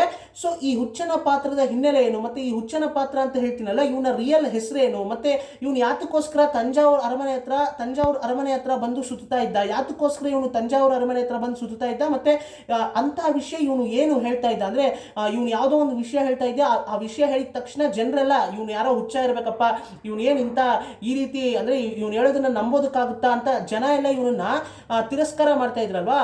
ಅಂತಹ ವಿಷಯ ಇವನು ಏನು ಹೇಳ್ತಾ ಇದ್ದ ಅಂತ ಕೇಳಿದ್ರೆ, ಇವನು ಸಿಕ್ದವ್ರ ಹತ್ರ ಎಲ್ಲ ನನಗೆ ಪಾಂಡ್ಯ ಸಾಮ್ರಾಜ್ಯಕ್ಕೆ ಸೇರಿದಂತಹ ಪುರಾತನವಾದಂತಹ ಕಿರೀಟ ಮತ್ತೆ ಆ ಇಂದಿರಾ ದೇವಾನೇ ಬಂದು ಕೊಟ್ಟಂತಹ ರತ್ತಿನಹಾರ, ಅಂದ್ರೆ ಆ ರೀತಿ ನಂಬಲ್ಪಡುವಂತಹ ಒಂದು ರತ್ತಿನಹಾರ ಏನಿದೆ, ಪಾಂಡ್ಯ ಸಾಮ್ರಾಜ್ಯಕ್ಕೆ ಸೇರಿದಂತಹ ಪುರಾತನವಾದಂತಹ ಕಿರೀಟ ಮತ್ತೆ ಆ ಇಂದಿರಾ ದೇವಾನೇ ಬಂದು ಪಾಂಡ್ಯರಿಗೆ ಕೊಟ್ಟಂತಹ ರತ್ತಿನಹಾರ, ಆ ರೀತಿ ನಂಬ್ತಾ ಇದ್ರು ಪಾಂಡ್ಯರು, ಆ ರೀತಿ ನಂಬಲ್ಪಡುವಂತಹ ಒಂದು ರತ್ತಿನಹಾರ, ಆ ರೀತಿನೇ ಎಕ್ಸ್ಪ್ಲೇನ್ ಮಾಡಿರ್ತಾರೆ ಸ್ನೇಹಿತರೆ. ಸೊ ಆ ಒಂದು ಪಾಂಡ್ಯ ಸಾಮ್ರಾಜ್ಯಕ್ಕೆ ಸೇರಿದಂತಹ ಪುರಾತನವಾದಂತಹ ಕಿರೀಟ ಮತ್ತೆ ಪಾಂಡ್ಯ ಸಾಮ್ರಾಜ್ಯಕ್ಕೆ ಸೇರಿದಂತಹ ಆ ಒಂದು ರತ್ತಿನಹಾರ ಶ್ರೀಲಂಕಾದಲ್ಲಿ ಯಾವುದೋ ಒಂದು ದೊಡ್ಡ ಬೆಟ್ಟಗಳು, ಅಂದ್ರೆ ಬೆಟ್ಟ ಗುಡ್ಡಗಳು ಇರ್ತಕ್ಕಂತಹ ಒಂದು ಸ್ಥಳದಲ್ಲಿ ಯಾವುದೋ ಒಂದು ಗುಹೆಯಲ್ಲಿ ಅದನ್ನ ಬಚ್ಚಿಟ್ಟಿದ್ದಾರೆ. ಸೊ ಅದು ಎಲ್ಲಿದೆ ಅಂತ ನನಗೆ ಗೊತ್ತು. ಸೊ ಪಾಂಡ್ಯ ಸಾಮ್ರಾಜ್ಯಕ್ಕೆ ಸೇರಿದಂತಹ ಪುರಾತನವಾದಂತಹ ಅಂದ್ರೆ ಪಾಂಡ್ಯ ವಂಶದವರು, ಅಂದ್ರೆ ಅವರು ಪಾಂಡ್ಯ ವಂಶದವರು ಪಟ್ಟಾಭಿಷೇಕ ಮಾಡಿಸ್ಕೋಬೇಕಾದ್ರೆ ಅದನ್ನ ಧರಿಸ್ಕೋತಾ ಇರ್ತಾರೆ. ಆ ಒಂದು ಕಿರೀಟ ಮತ್ತೆ ರತ್ತಿನಹಾರ, ಆ ಒಂದು ಅಂದ್ರೆ ಇಂದಿರಾ ದೇವಾನೇ ಬಂದು ಕೊಟ್ಟಂತಹ ರತ್ತಿನಹಾರ, ಆ ರೀತಿ ನಂಬ್ತಾ ಇದ್ರು ಸ್ನೇಹಿತರೆ. ಆ ರೀತಿ ನಂಬಲ್ಪಡುವಂತಹ ಒಂದು ರತ್ತಿನಹಾರ ಮತ್ತೆ ಪಾಂಡ್ಯ ಸಾಮ್ರಾಜ್ಯಕ್ಕೆ ಸೇರಿದಂತಹ ಪುರಾತನವಾದಂತಹ ಕಿರೀಟ, ಪಾಂಡ್ಯ ಸಾಮ್ರಾಜ್ಯಕ್ಕೆ ಸೇರಿದಂತಹ ಪುರಾತನವಾದಂತಹ ರತ್ತಿನಹಾರ ಶ್ರೀಲಂಕಾದಲ್ಲಿ ಎಲ್ಲೋ ಬಚ್ಚಿಟ್ಟಿದ್ದಾರೆ ಪಾಂಡ್ಯರು. ಸೊ ಅದು ಎಲ್ಲಿ ಬಚ್ಚಿಟ್ಟಿದ್ದಾರೆ, ಎಲ್ಲಿದೆ ಅಂತ ನನಗೆ ಚೆನ್ನಾಗಿ ಗೊತ್ತು ಅಂತ ಹೇಳ್ತಾ ಇರ್ತಾನೆ. ಸಿಕ್ದವ್ರ ಹತ್ರ ಎಲ್ಲ ಈ ರೀತಿ ಹೇಳ್ತಾ ಇರ್ತಾನೆ ಸ್ನೇಹಿತರೆ ಆ ಒಂದು ಹುಚ್ಚನ ಪಾತ್ರ. ಸೊ ಆ ರೀತಿ ಹೇಳ್ತಾ ಇರೋ ಕಾರಣದಿಂದನೇ ಚೋಳರು ಅಂದ್ರೆ ಈ ಒಂದು ವಿಷಯವನ್ನ ಅಂದ್ರೆ ಚೋಳ ಸಾಮ್ರಾಜ್ಯದಲ್ಲಿ ಕೇಳಿದಂತಹ ಪ್ರತಿಯೊಬ್ರು ಇವರನ್ನ ಹುಚ್ಚ ಅಂತ ಹೇಳ್ತಾ ಇರ್ತಾರೆ ಸ್ನೇಹಿತರೆ. ಯಾಕಂತಂದ್ರೆ ಅದು ಸಿಗೋದು ಸುಲಭ ಅಲ್ಲ. ಅಂದ್ರೆ ಪಾಂಡ್ಯ ಸಾಮ್ರಾಜ್ಯಕ್ಕೆ ಸೇರಿದಂತಹ ಪುರಾತನವಾದಂತಹ ಕಿರೀಟ, ಪಾಂಡ್ಯ ಸಾಮ್ರಾಜ್ಯಕ್ಕೆ ಸೇರಿದಂತಹ ಪುರಾತನವಾದಂತಹ ರತ್ತಿನಹಾರ ಸಿಗೋದು ಅಷ್ಟೊಂದು ಸುಲಭ ಅಲ್ಲ ಸ್ನೇಹಿತರೆ. ಅದು ಇವನು ಗೊತ್ತಿದೆ ಅಂತ ಹೇಳ್ತಾನೆ ಅಂತಂದ್ರೆ ಇವನು ನೋಡೋದಕ್ಕೇನೆ ಒಂದು ರೀತಿ ಹುಚ್ಚಿನ ತರ ಇದ್ದಾನೆ. ಇವನು ಗೊತ್ತಿದೆ ಅಂತ ಬೇರೆ ಹೇಳ್ಕೊಂಡು ಎಲ್ಲಾರ ಹತ್ರ ತಿರುಗಾಡ್ತಾ ಇದ್ದಾನೆ. ಇವನನ್ನು ನೋಡಿದ್ರೆ ಇವನು ಹೇಳೋದೆಲ್ಲ ಸುಳ್ಳು, ಇವನು ಯಾರಾದ್ರೂ ನಂಬ್ತಾರ, ಗೊತ್ತಿದ್ರೆ ಇವ್ನು ಯಾಕೆ ಗೊತ್ತಿದೆ ಅಂತ ಇಲ್ಲಿ ಬಂದು ಹೇಳಬೇಕು, ಇವನೇ ತಗೊಂಡ್ಬರ್ಬೋದಿತ್ತಲ್ಲ, ಈ ರೀತಿ ಎಲ್ಲ ಅನ್ಕೊಂಡು ಇವನನ್ನ ಹುಚ್ಚ ಅನ್ನೋದಕ್ಕೆ ಶುರು ಮಾಡಿರ್ತಾರೆ. ಸೊ ಹಾಗಾಗಿ ಇವನನ್ನ ನಮ್ಮ ಕಲ್ಕಿ ಕೃಷ್ಣಮೂರ್ತಿ ಅವರು ಕೂಡ ಹುಚ್ಚನ ಪಾತ್ರ ಅಂತಾನೆ ನಮಗೆ ಪರಿಚಯ ಮಾಡ್ಕೊಡ್ತಾರೆ. ಸೊ ಈ ರೀತಿ ಇವನು ತಂಜಾವೂರಿನಲ್ಲಿ ಸುತ್ತಾಡಿಕೊಂಡು ಈ ರೀತಿ ಸಿಕ್ಕದವ್ರ ಹತ್ರ ಎಲ್ಲ ನನಗೆ ಪಾಂಡ್ಯ ಸಾಮ್ರಾಜ್ಯಕ್ಕೆ ಸೇರಿದಂತಹ ಪುರಾತನವಾದಂತಹ ಕಿರೀಟ ಮತ್ತೆ ಪುರಾತನವಾದಂತಹ ರತ್ನಹಾರ ಎಲ್ಲಿದೆ ಅಂತ ನನಗೆ ಗೊತ್ತು ಅಂತ ಹೇಳ್ತಾ ಇದ್ದ ಕಾರಣದಿಂದಾನೆ ಜನ ಎಲ್ಲ ಇವನ ಹುಚ್ಚ ಅಂತ ಕರೆಯೋದಕ್ಕೆ ಶುರು ಮಾಡಿರ್ತಾರೆ. ಸೊ ಹಾಗಾಗಿ ಇವನು ಕೂಡ ಸಿಕ್ಕದವ್ರ ಹತ್ರ ಎಲ್ಲ ನಿನ್ನ ಹೆಸರೇನು ಅಂತ ಕೇಳಿದ್ರೆ ನನ್ನ ಹೆಸರು ಹುಚ್ಚ ಅಂತಾನೆ ಇವನು ಕೂಡ ಹೇಳ್ತಾ ಇರ್ತಾನೆ. ಒಂದು ರೀತಿ ಜೋಕ್ ಆಗಿ ಹೇಳ್ತಾ ಇದ್ದೋ ಅಥವಾ ಸೀರಿಯಸ್ ಆಗಿ ಹೇಳ್ತಾ ಇದ್ದೋ ನಮ್ಗೆ ಗೊತ್ತಿಲ್ಲ ಸ್ನೇಹಿತರೆ, ಆ ರೀತಿ ಹುಚ್ಚ ಅಂತ ಹೇಳ್ತಾ ಇದ್ದ ಸ್ನೇಹಿತರೆ. ಸೊ ಹೀಗೆ ಇವನು ತಿರುಗಾಡಬೇಕಾದ್ರೆ ಅಂದ್ರೆ ಯಾವುದೋ ಒಂದು ಮುಖ್ಯವಾದಂತಹ ಕಾರಣಕ್ಕೋಸ್ಕರ ಇವನು ತಂಜಾವೂರಿಗೆ ಬಂದಿರ್ತಾನೆ. ತಂಜಾವೂರಿಗೆ ಯಾವುದೋ ಒಂದು ಮುಖ್ಯವಾದಂತಹ ಕಾರಣಕ್ಕೋಸ್ಕರ ಬಂದಿರಬೇಕಾದ್ರೆ ಇವನು ತಂಜಾವೂರು ಅರಮನೆಯ ಪಕ್ಕದಲ್ಲಿರ್ತಕ್ಕಂತಹ ನಂದನವನದಲ್ಲಿ ಇವನು ಸುತ್ತಾಡ್ತಾ ಇರಬೇಕಾದ್ರೆ ಒಂದು ರೀತಿ ಡೌಟ್ ಬರೋ ರೀತಿಯಲ್ಲಿ ಒಂದು ರೀತಿ ಸಸ್ಪೆಕ್ಟ್ ತರ ಇವನು ಸುತ್ತಾಡ್ತಾ ಇರಬೇಕಾದ್ರೆ ಇದನ್ನ ನಮ್ಮ ಚಿನ್ನ ಪಳುವೆಟ್ಟರೆ ಇರೋರು ನೋಡಿ ಇವನು ಯಾರೋ ಗೂಢಾಚಾರಿ ಇರಬೇಕು, ಬೇರೆ ದೇಶದಿಂದ ಬಂದಂತಹ ಗೂಢಾಚಾರಿ ತರನೇ ಇದ್ದಾನೆ, ಅಂದ್ರೆ ಬೇರೆ ದೇಶದಿಂದ ಯಾರೋ ಒಬ್ಬ ಇಲ್ಲಿಗೆ ಬಂದು ಇಲ್ಲೇನೋ ಗೂಢಾಚಾರಿ ಕೆಲಸ ಮಾಡ್ತಾ ಇದ್ದಾನೆ ಇವನು, ನನಗೆ ಯಾಕೋ ಡೌಟ್ ಬಂದಿದೆ ಇವನ ಮೇಲೆ ಅಂತ ಇವನನ್ನ ಜೈಲಿಗೆ ಹಾಕ್ಬಿಟ್ಟಿರ್ತಾರೆ. ಸೊ ಅಂದ್ರೆ ಎಷ್ಟೋ ವರ್ಷಗಳ ಹಿಂದೆ ಈ ರೀತಿ ನಡೆದಿರುತ್ತೆ ಸ್ನೇಹಿತರೆ. ಸೊ ಎಷ್ಟೋ ವರ್ಷಗಳ ಹಿಂದೆ ಇವನನ್ನ ಜೈಲಿಗೆ ಹಾಕಿರ್ತಾರೆ. ಸೊ ಅಂದ್ರೆ ಒಂದು 10-15 ವರ್ಷ ಇವನು ಜೈಲಲ್ಲೇ ಇರ್ತಾನೆ, ಒಂದು 20 ವರ್ಷದಿಂದ ಇವನು ಜೈಲಲ್ಲೇ ಇರ್ತಾನೆ ಸ್ನೇಹಿತರೆ, ಈ ರೀತಿನೇ ಹೇಳಿರ್ತಾರೆ. ಸೊ 20 ವರ್ಷದಿಂದ ಈ ಹುಚ್ಚನ ಪಾತ್ರ ಜೈಲಲ್ಲೇ ಇರುತ್ತೆ. ಸೊ ಈ ರೀತಿ 20 ವರ್ಷದಿಂದ ಇರ್ತಕ್ಕಂತಹ ಈ ಹುಚ್ಚನ ಪಾತ್ರ ಏನಿದೆ, ಈ ಹುಚ್ಚನ ಪಾತ್ರ ಇರ್ತಕ್ಕಂತಹ ಆ ಒಂದು ಜೈಲಿನ ಕೋಣೆ ಏನಿದೆ, ಆ ಕೋಣೆಯ ಪಕ್ಕದಲ್ಲಿ ಇನ್ನೊಂದು ಕೋಣೆ ಇರುತ್ತಲ್ವಾ, ಆ ಕೋಣೆಗೆ ನಮ್ಮ ಸೇಂದನ ಮುದನವರು ಫಸ್ಟ್ ಅರೆಸ್ಟ್ ಆಗಿ ಬರ್ತಾರೆ. ಸೊ ಹೀಗೆ ನಮ್ಮ ಸೇಂದನ ಮುದನವರು ಅರೆಸ್ಟ್ ಆಗಿ ಆ ಹುಚ್ಚ ಇರ್ತಕ್ಕಂತಹ ಕೋಣೆ ಏನಿದೆ ಆ ಕೋಣೆಯ ಪಕ್ಕದಲ್ಲೇನೆ ನಮ್ಮ ಸೇಂದನ ಮುದನವ್ರನ್ನು ಕೂಡ ಅರೆಸ್ಟ್ ಮಾಡಿ ಲಾಕ್ ಮಾಡ್ತಾರೆ ಸ್ನೇಹಿತರೆ. ಸೊ ಆ ಕೋಣೆಯ ಪಕ್ಕದಲ್ಲೇನೆ ನಮ್ಮ ಸೇಂದನ ಮುದನವರು ಬಂದಿರ್ತಾರೆ. ಆಗ ನಮ್ಮ ಸೇಂದನ ಮುದನವರು ತೀವ್ರವಾದಂತಹ ಶಿವಭಕ್ತರು. ಸೊ ಹಾಗಾಗಿ ಶಿವನಿಗೆ ಸಂಬಂಧಪಟ್ಟಂತಹ ಎಷ್ಟೋ ಅಂದ್ರೆ 63 ನಾಯನ್ಮಾರ್ಸ್ ಅಂತ ಹೇಳ್ತಾರಲ್ಲ, 63 ನಾಯನ್ಮಾರ್ಸ್ ಅಂತ ಹೇಳ್ತಾರಲ್ಲ, ನೀವು ಕೇಳಿರ್ಬೋದು. ಈ 63 ನಾಯನ್ಮಾರ್ಗಳು ಶಿವನಿಗೆ ಸಂಬಂಧಪಟ್ಟಂತಹ ಎಷ್ಟೋ ಭಕ್ತಿ ಗೀತೆಗಳನ್ನ ಇವರು ಬರೆದಿರ್ತಾರಲ್ವಾ ಸ್ನೇಹಿತರೆ, ಹಾಡಿರ್ತಾರೆ. ಅಂದ್ರೆ ದೇವಸ್ಥಾನಗಳಿಗೆ ಹೋಗಿ ಆಗಿನ ಕಾಲಘಟ್ಟದಲ್ಲಿ ನಾಯನ್ಮಾರ್ಗಳು ಅಂತಂದ್ರೆ ಅವರು ದೇವಸ್ಥಾನಗಳಿಗೆ ಹೋಗಿ ಅವರು ಹಾಡು ಹೇಳಿದ್ರೆ ಅಂದ್ರೆ ಅವರು ಶಿವನಿಗೆ ಸಂಬಂಧಪಟ್ಟಂತಹ ಅಂದ್ರೆ ಶಿವನನ್ನ ಹಾಡಿ ಹೊಗಳ್ತಾ ಇದ್ರು, ಹಾಡಿನ ಮುಖಾಂತರ ಅವರು ಹಾಡಿ ಹೊಗಳ್ತಾ ಇದ್ರು. ಸೊ ಅದನ್ನೆಲ್ಲ ಅಂದ್ರೆ ಅದನ್ನ 63 ನಾಯನ್ಮಾರ್ಸು ಹಾಡಿರ್ತಕ್ಕಂತಹ ಹಾಡುಗಳಲ್ಲಿ ಯಾವ್ದಾದ್ರು ಒಂದು ಹಾಡು ಆಗಾಗ ನಮ್ಮ ಸೇಂದನ ಮುದನವರು ಹಾಡೋದಕ್ಕೆ ಶುರು ಮಾಡ್ತಾರೆ ಸ್ನೇಹಿತರೆ. ಸೊ ಆ ರೀತಿ ಅಂದ್ರೆ ತೀವ್ರವಾದಂತಹ ಶಿವಭಕ್ತರು. ಸೊ ನಮ್ಮ ಸೇಂದನ ಮುದನವರು ಈ ರೀತಿ ಹೋಗಿ ಕೋಣೆಯಲ್ಲಿ ಇರ್ಬೇಕಾದ್ರೆ ಅಂದ್ರೆ ಜೈಲಿನಲ್ಲಿ ಇರ್ಬೇಕಾದ್ರೆ ಇವರು ಹಾಡನ್ನ ಹಾಡ್ತಾ ಇರ್ತಾರೆ. ಇದನ್ನ ಕೇಳಿಸ್ಕೊಂಡು ಆ ಹುಚ್ಚನ ಪಾತ್ರ ಎಷ್ಟು ಅದ್ಭುತವಾಗಿ ಹಾಡನ್ನ ಹೇಳ್ತಾನಪ್ಪ ಅಂತಾನೂ ಹೇಳ್ತಾನೆ. ನಂತರ ಆ ಹುಚ್ಚನ ಪಾತ್ರ ಸೇಂದನ ಮುದನವರ ಹತ್ರ ಹೇಳ್ತಾನೆ. ಏನಂತ ಹೇಳ್ತಾನೆ ಅಂತಂದ್ರೆ, ಅರಮನೆಯಲ್ಲಿ ಬೆಳಿಬೇಕಾಗಿರ್ತಕ್ಕಂತಹ ಹುಡುಗ ಗುಡಿಸಿಲಿನಲ್ಲಿ ಬೆಳೀತಾ ಇದ್ದಾನೆ, ಗುಡಿಸಿಲಿನಲ್ಲಿ ಬೆಳಿಬೇಕಾಗಿರ್ತಕ್ಕಂತಹ ಹುಡುಗ ಅರಮನೆಯಲ್ಲಿ ಅಂದ್ರೆ ಸುಖ ಭೋಗ ಜೀವನದಲ್ಲಿ ಬೆಳೀತಾ ಇದ್ದಾನೆ, ಅಂದ್ರೆ ಸುಖ ಭೋಗ ಜೀವನವನ್ನ ಮಾಡ್ತಾ ಇದ್ದಾನೆ, ಅರಮನೆಯಲ್ಲಿ ಬೆಳೀತಾ ಇದ್ದಾನೆ ಅಂತ ಒಂದು ರೀತಿ ಇಂಡೈರೆಕ್ಟ್ ಆಗಿ ಹೇಳ್ತಾನೆ. ಇದನ್ನು ನೀವು ಅರ್ಥ ಮಾಡ್ಕೊಳ್ಳಿ ಸ್ನೇಹಿತರೆ, ಏನಕ್ಕೆ ಈ ರೀತಿ ಹೇಳ್ದ ಅಂತ ಕತೆ ಕೇಳಿದಂತ ಪ್ರತಿಯೊಬ್ಬರಿಗೂ ಕೂಡ ಈಗ ನೀವು ಊಹೆ ಮಾಡಿರ್ತೀರಾ ಯಾತಕ್ಕೋಸ್ಕರ ಆ ಹುಚ್ಚನ ಪಾತ್ರ, ಆ ಹುಚ್ಚನ ಕ್ಯಾರೆಕ್ಟರ್ ಏನಿದೆ, ಆ ಹುಚ್ಚ ಯಾತಕ್ಕೋಸ್ಕರ ಈ ರೀತಿ ಹೇಳ್ತಾರೆ ಅಂತ ನೀವು ಅರ್ಥ ಮಾಡ್ಕೊಳ್ಳಿ ಸ್ನೇಹಿತರೆ. ಸೊ ಹೀಗೆ ಹೇಳಿರ್ತಾನಲ್ವಾ, ಇದನ್ನೇ ಲೆಕ್ಕಾಚಾರ ಹಾಕಿ ನಮ್ಮ ಸೇಂದನ ಮುದನವರು ಅರ್ಥ ಮಾಡ್ಕೋತಾರೆ. ಓಹೋ, ನನ್ನ ನಿಜವಾದ ತಾಯಿ ಸೆಂಬಿಯನ್ ಮಾದೇವಿ ಅವರೇ ಅಂತ ಅರ್ಥ ಮಾಡ್ಕೋತಾನೆ. ಅಂದ್ರೆ ಅವನಿಗೆ ಮೊದಲೇ ಡೌಟ್ ಇರುತ್ತೆ, ಸೇಂದನ ಮುದನವ್ರಿಗೆ ಮೊದಲೇ ಡೌಟ್ ಇರುತ್ತೆ. ನಂತರ ಈ ರೀತಿ ಹುಚ್ಚನ ಕ್ಯಾರೆಕ್ಟರ್ ಮುಖಾಂತರ ಈ ರೀತಿಯಾದಂತಹ ವಿಷಯವನ್ನ ಇಂಡೈರೆಕ್ಟ್ ಆಗಿ ಅವನು ಹೇಳಿದ ತಕ್ಷಣ ಸೆಂಬಿಯನ್ ಮಾದೇವಿ ಅವ್ರ ಬಗ್ಗೆ ಇವನು ಅಂದ್ರೆ ಸ್ವಲ್ಪ ಲೆಕ್ಕಾಚಾರ ಹಾಕ್ತಾನೆ, ಮೈಂಡ್ ನಲ್ಲೇ ಲೆಕ್ಕಾಚಾರ ಹಾಕಿ ಅನಲೈಸ್ ಮಾಡಿ, ಓಹೋ ನನ್ನ ನಿಜವಾದ ತಾಯಿ ಸೆಂಬಿಯನ್ ಮಾದೇವಿ ಅವರೇ ಅಂತ ಲೆಕ್ಕಾಚಾರ ಹಾಕಿ ಅಂದ್ರೆ ಅವನು ತಿಳ್ಕೊತಾನೆ, ಅರ್ಥ ಮಾಡ್ಕೋತಾನೆ. ಆದ್ರೂ ಕೂಡ ನಮ್ಮ ಸೇಂದನ ಮುದನವರು ನನ್ನ ತಾಯಿ ಸೆಂಬಿಯನ್ ಮಾದೇವಿ ಅವರೇ ಅಂತ ತಿಳ್ಕೊಂಡ್ರು ಕೂಡ ಅವನು ಯಾವುದೇ ಕಾರಣಕ್ಕೂ ಯಾರ ಹತ್ರನೂ ಹೇಳೋದಿಲ್ಲ ಸ್ನೇಹಿತರೆ. ಸೇಂದನ ಮುದನವರು ಯಾವುದೇ ಕಾರಣಕ್ಕೂ ಈ ವಿಷಯವನ್ನ ಹೇಳ್ದೇನೆ ಅಂದ್ರೆ ಕಾಲಕ್ರಮೇಣ ನನ್ನ ತಾಯಿನೇ ಬಂದು ನನ್ನನ್ನು ಅಂದ್ರೆ ಮಗನೇ ಅಂತ ಅವರೇ ನನ್ನನ್ನು ಸ್ವೀಕರಿಸೋವರೆಗೂ ನಾನಂತೂ ಈ ವಿಷಯವನ್ನ ಯಾರ ಹತ್ರನೂ ಹೇಳೋದಿಲ್ಲ, ನನಗೆ ನನ್ನ ತಾಯಿನೇ ಬಂದು ನನ್ನನ್ನು ಮಗ ಅಂತ ಸ್ವೀಕರಿಸೋವರೆಗೂ ನಾನು ಕಾಯ್ತೀನಿ ಅಂತ ಅನ್ಕೋತಾರೆ. ನಂತರ ಈ ರಾಜ್ಯಕ್ಕೆ ಸಂಬಂಧಪಟ್ಟಂತಹ ಕೆಲವು ಕನ್ಫ್ಯೂಷನ್ಸ್ ಏನಿದೆ ಅಂದ್ರೆ ಮುಂದೆ ಯಾರು ರಾಜ ಆಗ್ತಾರೆ ಅನ್ನೋ ಒಂದು ರೀತಿಯಾದಂತಹ ಕನ್ಫ್ಯೂಷನ್ಸ್ ಇರುತ್ತೆ. ಈ ಒಂದು ಸಿಚುವೇಶನ್ ಅಲ್ಲಿ ಪೊನ್ನಿಯಿನ್ ಸೆಲ್ವನ್ ಕಥೆ ನಡೆಯುವಂತಹ ಕಾಲಘಟ್ಟದಲ್ಲಿ ಬಹಳ ಮುಖ್ಯವಾದಂತಹ ಒಂದು ಸಿಚುವೇಶನ್ ಏನಪ್ಪಾ ಅಂತಂದ್ರೆ, ಮಧುರಾಂತಕ ಚೋಳ ಅವರೇ ರಾಜ ಆಗ್ಬೇಕು ಅಂತ ಹೇಳಿ ಎಲ್ಲ ಸಾಮಂತ ಸಾಮ್ರಾಜ್ಯದ ರಾಜರುಗಳು ಕೂಡ ತಂತ್ರ ಮಾಡ್ತಾರೆ. ಇನ್ನೊಂದು ಕಡೆ 2 ಸಾಮಂತ ಸಾಮ್ರಾಜ್ಯದ ರಾಜರು, ಒಂದು ಕುಡುಂಬಾಳೂರು ವೇಳಾರವರು ಮತ್ತೆ ತಿರುಕ್ಕೋಲೂರು ಮಲೈಮಾನವರು, ಇವರಿಬ್ರು ಮಾತ್ರ ಇದಕ್ಕೆ ಸಪೋರ್ಟ್ ಮಾಡ್ತಾ ಇರಲಿಲ್ಲ. ಇವರಿಬ್ರು ಪ್ರಕಾರ ಆದಿತ್ಯ ಕರಿಕಾಲನ್ ಅವರೇ ರಾಜ ಆಗ್ಬೇಕು ಅಂತ ಹೇಳ್ತಾ ಇರ್ತಾರೆ. ಇವರಿಬ್ರು ಪ್ರಕಾರ ಆದಿತ್ಯ ಕರಿಕಾಲನ್ ಅವರೇ ರಾಜ ಆಗ್ಬೇಕು ರೂಲ್ಸ್ ಪ್ರಕಾರ. ಅಂದ್ರೆ ಸುಂದರ ಚೋಳ ಅವರ ಅಂದರೆ ಸುಂದರ ಚೋಳ ಅವರ ಫ್ಯಾಮಿಲಿ ಬಂದಂತಹ ಆದಿತ್ಯ ಕರಿಕಾಲನವರೇ ರಾಜ ಆಗಬೇಕು ಅಂತ ಇವರ ಒಂದು ಅಭಿಪ್ರಾಯ ಇರುತ್ತೆ. ಇವ್ರ ನಡುವೆ ಭಿನ್ನಾಭಿಪ್ರಾಯಗಳಿರುತ್ತೆ. ಈ ರೀತಿ ಅಂದರೆ ಸಾಮಂತ ಸಾಮ್ರಾಜ್ಯದ ರಾಜರುಗಳ ನಡುವೆ ಈ ರೀತಿ ಭಿನ್ನಾಭಿಪ್ರಾಯಗಳಿರುತ್ತೆ. ಮತ್ತು ಇವ್ರ ನಡುವೆ ಒಂದು ರೀತಿ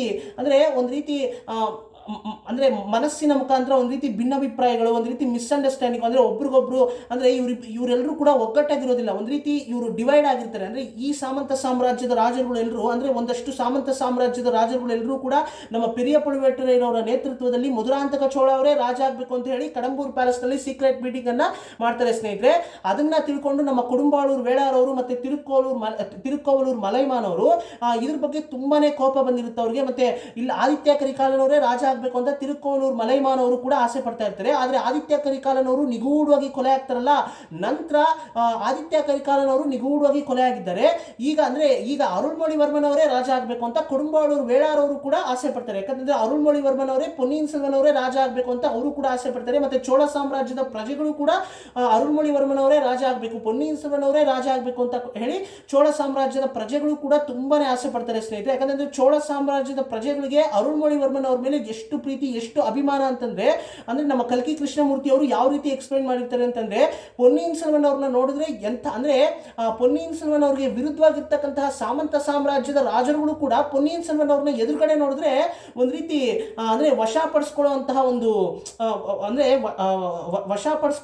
ಒಂದು ಮುಖ, ಪೊನ್ನಿಯಿನ್ ಸೆಲ್ವನ್ ಅವರ ಮುಖವನ್ನು ನೋಡಿದ ತಕ್ಷಣ ಎಂಥವರು ಕೂಡ ಒಂದು ರೀತಿ ಕೋಪದಲ್ಲಿರೋರು ಕೂಡ ಶಾಂತರಾಗ್ಬಿಡ್ತಾರೆ ಅನ್ನೋ ಮಟ್ಟಕ್ಕೆ ನಮ್ಮ ಪೊನ್ನಿಯಿನ್ ಸೆಲ್ವನ್ ಅವರ ಮುಖದಲ್ಲಿ ಆ ಒಂದು ತೇಜಸ್ ಇರುತ್ತೆ.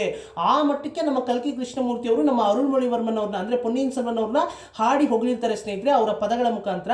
ಸೊ ಹೀಗೆ ನಮ್ಮ ಪೊನ್ನಿಯಿನ್ ಸೆಲ್ವನ್ ಅವರಿಗೆ ಎಲ್ಲರೂ ಕೂಡ ಸಪೋರ್ಟು. ಸೊ ಹಾಗಾಗಿ ಪೊನ್ನಿಯಿನ್ ಸೆಲ್ವನ್ ಅವರೇ ರಾಜ ಆಗಬೇಕು ಅಂತ ಒಂದು ಕಡೆ, ಇನ್ನೊಂದು ಕಡೆ ಮಧುರಾಂತಕ ಚೋಳ ಅವರೇ ರಾಜ ಆಗಬೇಕು ಅಂತ ಇನ್ನೊಂದು ಕಡೆ. ಸೊ ಈ ರೀತಿಯಾದಂತಹ ಸಿಚುವೇಶನ್ ಇರಬೇಕಾದ್ರೆ ನಾನು ಈ ರೀತಿ ಸೆಂಬಿಯನ್ ಮಾದೇವಿಯವರ ಮಗನೇ ಅಂತ ಗೊತ್ತಾದ್ರೆ ಇದರಿಂದ ಇನ್ನೂ ಏನಾದರೂ ಅಂದ್ರೆ ತೊಂದರೆಗಳಾಗೋದಕ್ಕೆ ಚಾನ್ಸಸ್ ತುಂಬಾನೇ ಇದೆ ಅಂತ ಹೇಳಿ ನಮ್ಮ ಸೇಂದ್ರ ಮುದನವರಿಗೆ ಹೇಗಿದ್ರು ಅವ್ರಿಗೆ ರಾಜ್ಯದ ಮೇಲೆ ಮತ್ತೆ ರಾಜ್ಯವನ್ನ ಆಳ್ವಿಕೆ ನಡೆಸಬೇಕು ಇದ್ರ ಮೇಲೆಲ್ಲ ಯಾವುದೇ ಆಸೆ ಇರೋದಿಲ್ಲ. ನಮ್ಮ ಸೇಂದ್ರ ಮುದನವರಿಗೆ ಪೂಂಗುಳಿ ಅವ್ರನ್ನ ಮದುವೆ ಆಗಿ ಕೋಡಿಕೆರೆಗೆ ಹೋಗಿ ಕೋಡಿಕೆರೆಯಲ್ಲಿರ್ತಕ್ಕಂತಹ ಕುಳಗರ್ ದೇವಸ್ಥಾನದಲ್ಲಿ ಶಿವನ ಸೇವೆಯಲ್ಲಿ ನಿರತನಾಗಬೇಕು, ಈ ರೀತಿಯಾದಂತಹ ಆಸೆಯನ್ನೇ ಅವರು ಇಟ್ಕೊಂಡಿರ್ತಾರೆ ಸ್ನೇಹಿತರೆ. ಆದ್ರೆ ನಮ್ಮ ಪೂಂಗುಳಿ ಅವರು ಇಲ್ಲ, ಅಂದ್ರೆ ಸ್ಟಾರ್ಟಿಂಗ್ ಅಲ್ಲಿ ಅವರು ರಾಣಿ ಆಗ್ಬೇಕು, ನಾನು ಮದುವೆ ಆದ್ರೆ ರಾಜನನ್ನೇ ಮದುವೆ ಆಗೋದು ಅಂತ ಅವರು ಆಸೆ ಪಟ್ಟಿರ್ತಾರೆ. ನಂತರ ಅವರು ಕೂಡ ನಮ್ಮ ಸೇಂದ್ರ ಮುದನವರ ಪ್ರೀತಿಯನ್ನ ಅರ್ಥ ಮಾಡಿಕೊಂಡು ಅವರು ಕೂಡ ಅವರ ಮನಸ್ಸನ್ನ ಚೇಂಜ್ ಮಾಡ್ಕೋತಾರೆ. ಅವರು ಕೂಡ ಅದಕ್ಕೆಲ್ಲ ಒಪ್ಕೋತಾರೆ. ಅಂದ್ರೆ ನಾವಿಬ್ರು ಕೋಡಿಕೆರೆಗೆ ಹೋಗೋಣ, ಕೋಡಿಕೆರೆಯಲ್ಲಿ ಇರ್ತಕ್ಕಂತಹ ಆ ಕುಳಗರ್ ದೇವಸ್ಥಾನ ಏನಿದೆ ಆ ಶಿವನ ದೇವಸ್ಥಾನಕ್ಕೆ ಹೋಗಿ ನಾವು ಅಂದ್ರೆ ಅಲ್ಲಿ ಅಂದ್ರೆ ಪುಷ್ಪ ಕೈಂಕರ್ಯ ಅಂದ್ರೆ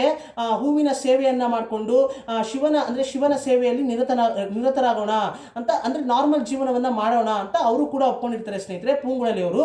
ಸೊ ಇಂಥ ಒಂದು ಸಂದರ್ಭದಲ್ಲಿ ಅಂದ್ರೆ ನಮ್ಮ ಸೇಂದ್ರ ಮುದನವರಿಗೆ ಗೊತ್ತಾಗುತ್ತಲ್ವಾ, ಅಂದ್ರೆ ಸೆಂಬಿಯನ್ ಮಾದೇವಿ ಅವರೇ ನನ್ನ ಹೆತ್ತ ತಾಯಿ ಸೆಂಬಿಯನ್ ಮಾದೇವಿ ಅವರೇ, ನಿಜವಾದಂತಹ ತಾಯಿ ಸೆಂಬಿಯನ್ ಮಾದೇವಿ ಅವರು ಅಂತ ನಮ್ಮ ಸೇಂದ್ರ ಮುದನವರಿಗೆ ಗೊತ್ತಾಗುತ್ತೆ. ಅಂದ್ರೆ ಅವರು ಜೈಲಲ್ಲಿ ಇರ್ಬೇಕಾದ್ರೆ ಅವರು ಲೆಕ್ಕಾಚಾರ ಹಾಕಿ ತಿಳ್ಕೊತಾರೆ. ಅಂದ್ರೆ ನಮ್ಮ ಸೇಂದ್ರ ಮುದನವರಿಗೆ ಅವರ ನಿಜವಾದಂತಹ ತಾಯಿ ಸೆಂಬಿಯನ್ ಮಾದೇವಿ ಅವರೇ ಅಂತ ಗೊತ್ತಾದ್ರೂ ಕೂಡ ಅವರು ನಾರ್ಮಲ್ ಆಗಿ ಇರ್ತಾರೆ, ಅದನ್ನ ಹೊರಗಡೆ ತೋರಿಸ್ಕೊಳ್ಳೋದಕ್ಕೆ ಹೋಗೋದಿಲ್ಲ. ಅಂದ್ರೆ ಅವರ ಪ್ರಕಾರ ಅವ್ರು ಏನ್ ನಿರ್ಧಾರ ಮಾಡಿರ್ತಾರೆ ಅಂತಂದ್ರೆ ಅಂದ್ರೆ ನಾನು ಈಗ ಅಂದ್ರೆ ನನ್ನ ತಾಯಿ ಸೆಂಬಿಯನ್ ಮಾದೇವಿ ಅವರು ಅಂತ ನನಗೆ ಗೊತ್ತಾಗಿದೆ, ಆದ್ರೆ ನಾನು ಇದನ್ನ ಇವಾಗಲೇ ಹೋಗಿ ನನ್ನ ತಾಯಿ ಹತ್ರ ಹೋಗಿ ಹೇಳ್ಕೊಂಡ್ರೆ ಅಂದ್ರೆ ಇದರಿಂದ ರಾಜ್ಯಕ್ಕೆ ಆಲ್ರೆಡಿ ರಾಜ್ಯದಲ್ಲಿ ತುಂಬಾನೇ ಕನ್ಫ್ಯೂಷನ್ಸ್ ಇದೆ, ಅಂದ್ರೆ ತುಂಬಾನೇ ಗೊಂದಲವಾದಂತಹ ಪರಿಸ್ಥಿತಿ ಇದೆ ಚೋಳ ಸಾಮ್ರಾಜ್ಯ. ಯಾಕಂತಂದ್ರೆ ಯಾರು ರಾಜ ಆಗ್ತಾರೆ, ಸುಂದರ ಚೋಳ ಅವರ ನಂತರ ಯಾರು ರಾಜ ಆಗ್ತಾರೆ ಅನ್ನೋದ್ರ ಬಗ್ಗೆ ಸಾಮಂತ ಸಾಮ್ರಾಜ್ಯದ ರಾಜರುಗಳ ನಡುವೆನೆ ಭಿನ್ನಾಭಿಪ್ರಾಯಗಳಿದೆ. ಒಬ್ರು ಅಂದ್ರೆ ಒಂದು ಗುಂಪು ಮಧುರಾಂತಕ ಚೋಳ ಅವರೇ ರಾಜ ಆಗ್ಬೇಕು ಅಂತ ಹೇಳ್ತಾ ಇದೆ, ಇನ್ನೊಂದು ಗುಂಪು ಇಲ್ಲ ಪೊನ್ನಿಯಿನ್ ಸೆಲ್ವನ್ ಅವರೇ ರಾಜ ಆಗ್ಬೇಕು ಅಂತ ಹೇಳ್ತಾ ಇದೆ. ಅಂದ್ರೆ ಆದಿತ್ಯ ಕರಿಕಾಲನ್ ಅವರು ಸಾಯೋದಕ್ಕಿಂತ ಮುಂಚೆ ಆದಿತ್ಯ ಕರಿಕಾಲನ್ ಅವರು ರಾಜ ಆಗ್ಬೇಕು ಅಂತ ಹೇಳ್ತಾ ಇರ್ತಾರೆ. ಆದಿತ್ಯ ಕರಿಕಾಲನ್ ಅವರು ನಿಗೂಢವಾಗಿ ಕೊಲೆಯಾದ ನಂತರ ಪೊನ್ನಿಯಿನ್ ಸೆಲ್ವನ್ ಅವರೇ ರಾಜ ಆಗ್ಬೇಕು ಅಂತ ಹೇಳ್ತಾ ಇರ್ತಾರೆ. ಸೊ ಇಷ್ಟೆಲ್ಲ ಕನ್ಫ್ಯೂಷನ್ಸ್ ಇರುವಂತಹ ಸಿಚುವೇಶನ್ ಅಲ್ಲಿ ನಾನು ಹೋಗಿ ಸೆಂಬಿಯನ್ ಮಾದೇವಿ ಅವರಿಗೆ ಹುಟ್ಟಿದಂತಹ ನಿಜವಾದಂತಹ ಮಗ ನಾನೇ, ಅಂದ್ರೆ ನನ್ನ ಹೆತ್ತ ಅಂದ್ರೆ ನಾನೇ ನಿಜವಾದಂತಹ ಮಗ ಅಂತ ಹೇಳ್ಕೊಂಡ್ರೆ ಅದು ತುಂಬಾನೇ ಇನ್ನೂ ಕನ್ಫ್ಯೂಷನ್ಸ್, ಅಂದ್ರೆ ಇನ್ನೂ ಕನ್ಫ್ಯೂಸ್ ಮಾಡುವಂತಹ ಸಿಚುವೇಶನ್ ಬರ್ಬೋದು, ಇನ್ನೂ ಅದರಿಂದ ನಾನಾ ರೀತಿಯಾದಂತಹ ತೊಂದರೆಗಳು ಬರ್ಬೋದು. ಸೊ ಹಾಗಾಗಿ ನನಗೆ ಹೇಗಿದ್ರು ಸಾಮ್ರಾಜ್ಯ ಸಾಮ್ರಾಜ್ಯದ ಮೇಲೆ ಆಸೆ ಇಲ್ಲ, ರಾಜ ಆಗುವಂಥ ಆಸೆ ಇಲ್ಲ. ಸೊ ನನಗೆ ಶಿವಲೋಕನೇ ದೊಡ್ಡದು. ನನಗೆ ಈ ಒಂದು ಅಂದರೆ ಈ ಒಂದು ನಾರ್ಮಲ್ ಅಂದರೆ ಈ ಒಂದು ರಾಜ್ಯ ಅಂದರೆ ರಾಜ ಆಗಿ ಈ ಒಂದು ರಾಜ್ಯದಲ್ಲಿ ಸಾಮ್ರಾಜ್ಯವನ್ನು ಆಳ್ವಿಕೆ ನಡೆಸೋದಕ್ಕಿಂತ ನನಗೆ ಶಿವಲೋಕನೇ ದೊಡ್ಡದು, ಅಂದರೆ ಶಿವನ ಸೇವೆಯಲ್ಲಿ ನಾನು ನಿರತನಾಗಿರ್ತೇನೆ ಅಂತ ಅವರು ಸ್ಟ್ರಾಂಗ್ ಆಗಿರ್ತಾರೆ ಸ್ನೇಹಿತರೆ. ಅಂದರೆ ಅವ್ರಿಗೆ ತೀವ್ರವಾದಂತಹ ಶಿವಭಕ್ತರು, ನಮ್ಮ ಸೇಂದ್ರ ಮದನವರು ತೀವ್ರವಾದಂತಹ ಶಿವಭಕ್ತರು ಸ್ನೇಹಿತರೆ. ಸೊ ಇಂತಹ ಒಂದು ಪರಿಸ್ಥಿತಿಯಲ್ಲಿ ಸೊ ಈ ಒಂದು ಕಾರಣಕ್ಕೋಸ್ಕರ ಅವರು ಹೊರಗಡೆ ಹೇಳ್ಕೊಂಡಿರೋದಿಲ್ಲ. ಸೊ ನಂತರ ಈ ಒಂದು ನಿಜಾಂಶ ಅಂದರೆ ಈ ಒಂದು ನಿಜಾಂಶವನ್ನು ತಿಳ್ಕೊಂಡ ನಂತರ ನಮ್ಮ ಸೆಂಬಿಯನ್ ಮಾದೇವಿಯವರು ಅಂದರೆ ಅವರು ಕೇಳ್ತಾರೆ ಈ ರೀತಿ, ಮಗನೇ ಅಂದರೆ ನಿನಗೆ ಆಲ್ರೆಡಿ ಗೊತ್ತಿತ್ತಾ ನಾನೇ ನಿನ್ನ ತಾಯಿ ಅಂತ ಗೊತ್ತಿತ್ತಾ? ಅಂದರೆ ಸೆಂಬಿಯನ್ ಮಾದೇವಿ ಅವರಿಗೆ ಆಲ್ರೆಡಿ ಗೊತ್ತಿರುತ್ತೆ. ಸೆಂಬಿಯನ್ ಮಾದೇವಿ ಅವ್ರಿಗೆ ಸೇಂದ್ರ ಮದನ್ ಅವರೇ ನನ್ನ ನಿಜವಾದಂಥ ಮಗ ಅಂತ ಸೆಂಬಿಯನ್ ಮಾದೇವಿ ಅವರಿಗೆ ಗೊತ್ತಿರುತ್ತೆ ಸ್ನೇಹಿತರೆ. ಕತೆ ಹೇಳಬೇಕಾದ್ರೂ ನಾನು ಹೇಳಿರ್ತೀನಿ, ಮತ್ತು Ponniyin Selvan special episodes series ನಾನು ಏನು ಅಪ್ಲೋಡ್ ಮಾಡಿದ್ದೀನಿ ಆ ಸ್ಪೆಷಲ್ ಎಪಿಸೋಡ್ ಸೀರೀಸ್ನಲ್ಲೂ ನಾನು ನಿಮಗೆ ಎಕ್ಸ್ಪ್ಲೈನ್ ಮಾಡಿಕೊಟ್ಟಿರ್ತೀನಿ, ಇದ್ರ ಬಗ್ಗೆ ಕ್ಲಾರಿಟಿ ಕೊಟ್ಟಿರ್ತೀನಿ. ಸೊ ಅದ್ರ ಬಗ್ಗೆ ನಾನೇನು ಹೆಚ್ಚು ಹೇಳೋದಕ್ಕೆ ಹೋಗೋದಿಲ್ಲ. ಸೊ ಅದು ಹೇಗೆ ಗೊತ್ತಾಯಿತು ಎಲ್ಲವೂ ಕೂಡ ನಾನು ಎಕ್ಸ್ಪ್ಲೈನ್ ಮಾಡಬೇಕಾದ್ರೆ ಆಲ್ರೆಡಿ ನಾನು ನಿಮಗೆ ಹೇಳಿದ್ದೀನಿ. ಸೊ ನಮ್ಮ ಸೆಂಬಿಯನ್ ಮಾದೇವಿಯವರು ಸೇಂದ್ರ ಮದನ್ ಅವ್ರ ಹತ್ರ ಕೇಳಿದಾಗ ಅಂದರೆ ನನ್ನನ್ನು ನೋಡಬೇಕು ಅಂತ ಅನ್ಸಿಲ್ವಾ ನಿನಗೆ, ಅಂದರೆ ನಾನೇ ನಿನ್ನ ತಾಯಿ ಅಂತ ಗೊತ್ತಾದರೂ ಕೂಡ ನನ್ನನ್ನು ನೋಡಬೇಕು, ನನ್ನನ್ನು ನೋಡಿ ಮಾತಾಡಿಸ್ಬೇಕು, ನನ್ನ ಹತ್ರ ಬರಬೇಕು ಅಂತ ನಿನಗೆ ಅನಿಸ್ಲಿಲ್ವಾ ಮಗನೇ ಅಂತ ಅವರು ಪ್ರೀತಿಯಿಂದ ಕೇಳಬೇಕಾದ್ರೆ ನಮ್ಮ ಸೇಂದ್ರ ಮದನ್ ಅವರು ಈ ಒಂದು ರೀಸನ್ ಅನ್ನು ಕೊಡ್ತಾರೆ. ಯಾತಕ್ಕೋಸ್ಕರ ಅವರು ಅಂದರೆ ಅವ್ರಿಗೆ ಗೊತ್ತಾಗಿದ ತಕ್ಷಣ ಯಾತಕ್ಕೋಸ್ಕರ ಸೆಂಬಿಯನ್ ಮಾದೇವಿ ಅವ್ರ ಹತ್ರ ಬಂದು ಈ ರೀತಿ ನಾನೇ ನಿಜವಾದಂಥ ಮಗ ಅಂದರೆ ನಾನೇ ನಿನ್ನ ಮಗ ಅಂತ ಯಾತಕ್ಕೋಸ್ಕರ ಹೇಳಲಿಲ್ಲ ಅಂತ ಅಂದರೆ ಒಂದು ರೀಸನ್ ಕೊಡ್ತಾರೆ. ಅಂದರೆ ಈ ರೀತಿ ಕನ್ಫ್ಯೂಷನ್ಸ್ ಇರುವಂಥ ಅಂದರೆ ತುಂಬಾ ಗೊಂದಲವಾದಂಥ ಪರಿಸ್ಥಿತಿಯಲ್ಲಿ ಇರ್ತಕ್ಕಂತಹ ಅಂದರೆ ಚೋಳ ಸಾಮ್ರಾಜ್ಯ ತುಂಬಾ ಗೊಂದಲವಾದಂಥ ಪರಿಸ್ಥಿತಿಯಲ್ಲಿದೆ. ಸೊ ಇಂತಹ ಪರಿಸ್ಥಿತಿಯಲ್ಲಿ ಅದು ಹೇಳಿದರೆ ಇನ್ನೂ ದೊಡ್ಡ ತೊಂದರೆಗಳು ಬರ್ಬೋದು ಅದರಿಂದ ಅಂತ ನಾನು ಹೇಳಲಿಲ್ಲ. ಮತ್ತು ನನಗೆ ಚೋಳ ಸಾಮ್ರಾಜ್ಯವನ್ನು ಆಳ್ವಿಕೆ ನಡೆಸಬೇಕು ಇದರಲ್ಲೆಲ್ಲ ನನಗೆ ಆಸಕ್ತಿ ಇಲ್ಲ. ನನಗೆ ನೀನು ಹೇಗಿದ್ರು ಅಂದರೆ ನೀನೇ ಬಂದು ಅಂದರೆ ನೀವೇ ಬಂದು ನನ್ನನ್ನು ಮಗ ಅಂತ ಸ್ವೀಕರಿಸಿದ್ರಲ್ಲ, ಇದೇ ನನಗೆ ಅಂದರೆ ಇದಕ್ಕೆ ನಾನು ಕಾಯ್ತಾ ಇದ್ದೆ.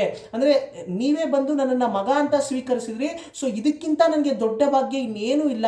ಸೊ ನನ್ನ ಜೀವನ ಸಾರ್ಥಕ ಆಯಿತು. ನಾನು ಪೂಂಗುಳಲಿ ಜೊತೆ ಅಂದರೆ ಪೂಂಗುಳಲಿ ಅವ್ರನ್ನ ಪೂಂಗುಳಲಿನ ಮದುವೆ ಆಗಿ ನಾನು ಕೋಡಿಕರೆಗೆ ಹೋಗಿ ನಾನು ನಾರ್ಮಲ್ ಲೈಫ್ನ ಲೀಡ್ ಮಾಡ್ತೀನಿ. ಕೋಡಿಕರೆಗೆ ಹೋಗಿ ಅಲ್ಲಿರ್ತಕ್ಕಂಥ ಶಿವನ ದೇವಸ್ಥಾನಕ್ಕೆ ಅಂದರೆ ಶಿವನ ದೇವಸ್ಥಾನದಲ್ಲಿ ನಾವು ಶಿವನ ಸೇವೆಯಲ್ಲಿ ನಾವು ನಿರತರಾಗಿರ್ತೇವೆ ಅಂತ ಹೇಳ್ತಾರೆ.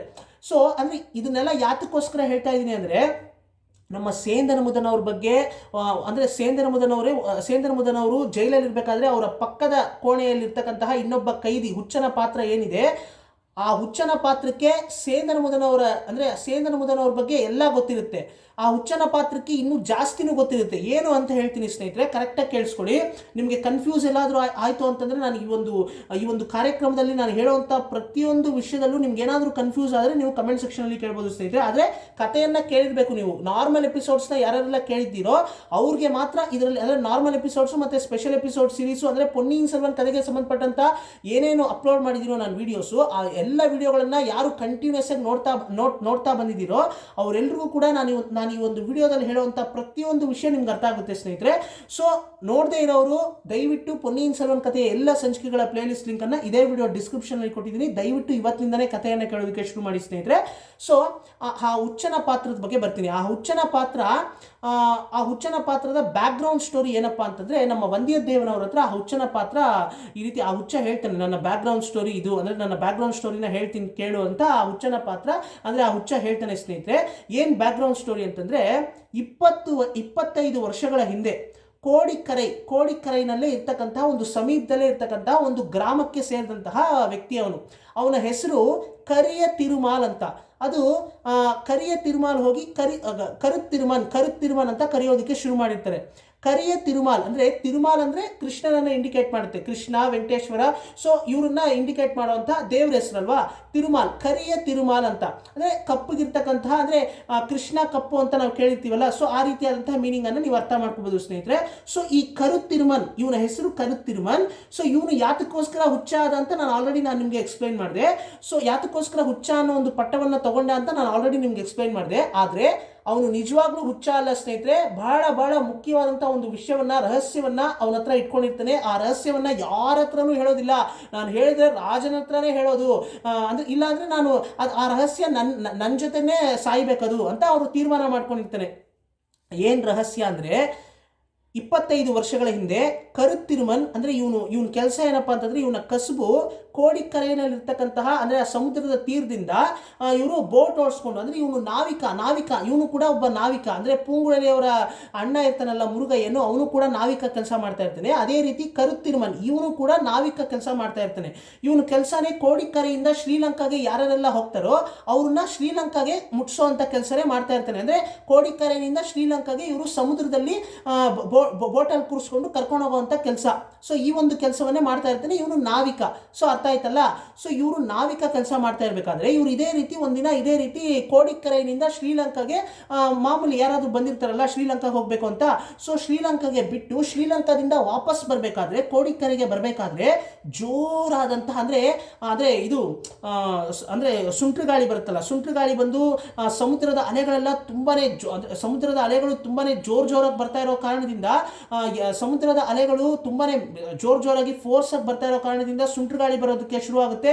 ಸೊ ಆ ಒಂದು ಸಂದರ್ಭದಲ್ಲಿ ಅಂದರೆ ಅವನಿಗೆ ಕಂಟ್ರೋಲಿಗೆ ಸಿಗಲ್ಲ, ಬೋಟ್ ಕಂಟ್ರೋಲಿಗೆ ಸಿಗೋದಿಲ್ಲ. ಹೇಗೋ ತಪ್ಪಿಸ್ಕೊಂಡು ಹೇಗೋ ಅಂದರೆ ಒಂದೊಂದ್ಸತಿ ಸಮುದ್ರದಲ್ಲಿ ಈ ರೀತಿಯಾದಂತಹ ಸುಂಟ್ರ ಗಾಳಿ ಬಂದಾಗ ಆ ಒಂದು ಅಲೆಗಳು ತುಂಬಾನೇ ಜೋರಾಗಿ ಫೋರ್ಸ್ ಆಗಿ ಬರೋ ಕಾರಣದಿಂದ ಅಂದರೆ ಆ ಒಂದು ಅಲೆಗಳ ಫೋರ್ಸ್ನಲ್ಲಿ ನಾವು ಬೋಟನ್ನು ಕಂಟ್ರೋಲ್ ಮಾಡೋದಕ್ಕೆ ಸಾಧ್ಯ ಆಗೋದಿಲ್ಲ. ಅಂದರೆ ಆ ಬೋಟನ್ನು ಕಂಟ್ರೋಲ್ ಮಾಡೋದಕ್ಕೆ ತುಂಬ ಕಷ್ಟ ಆಗುತ್ತೆ ಸ್ನೇಹಿತರೆ, ತುಂಬಾನೇ ಚಾಲೆಂಜಿಂಗ್ ಅಂತ ಹೇಳಬೇಕು.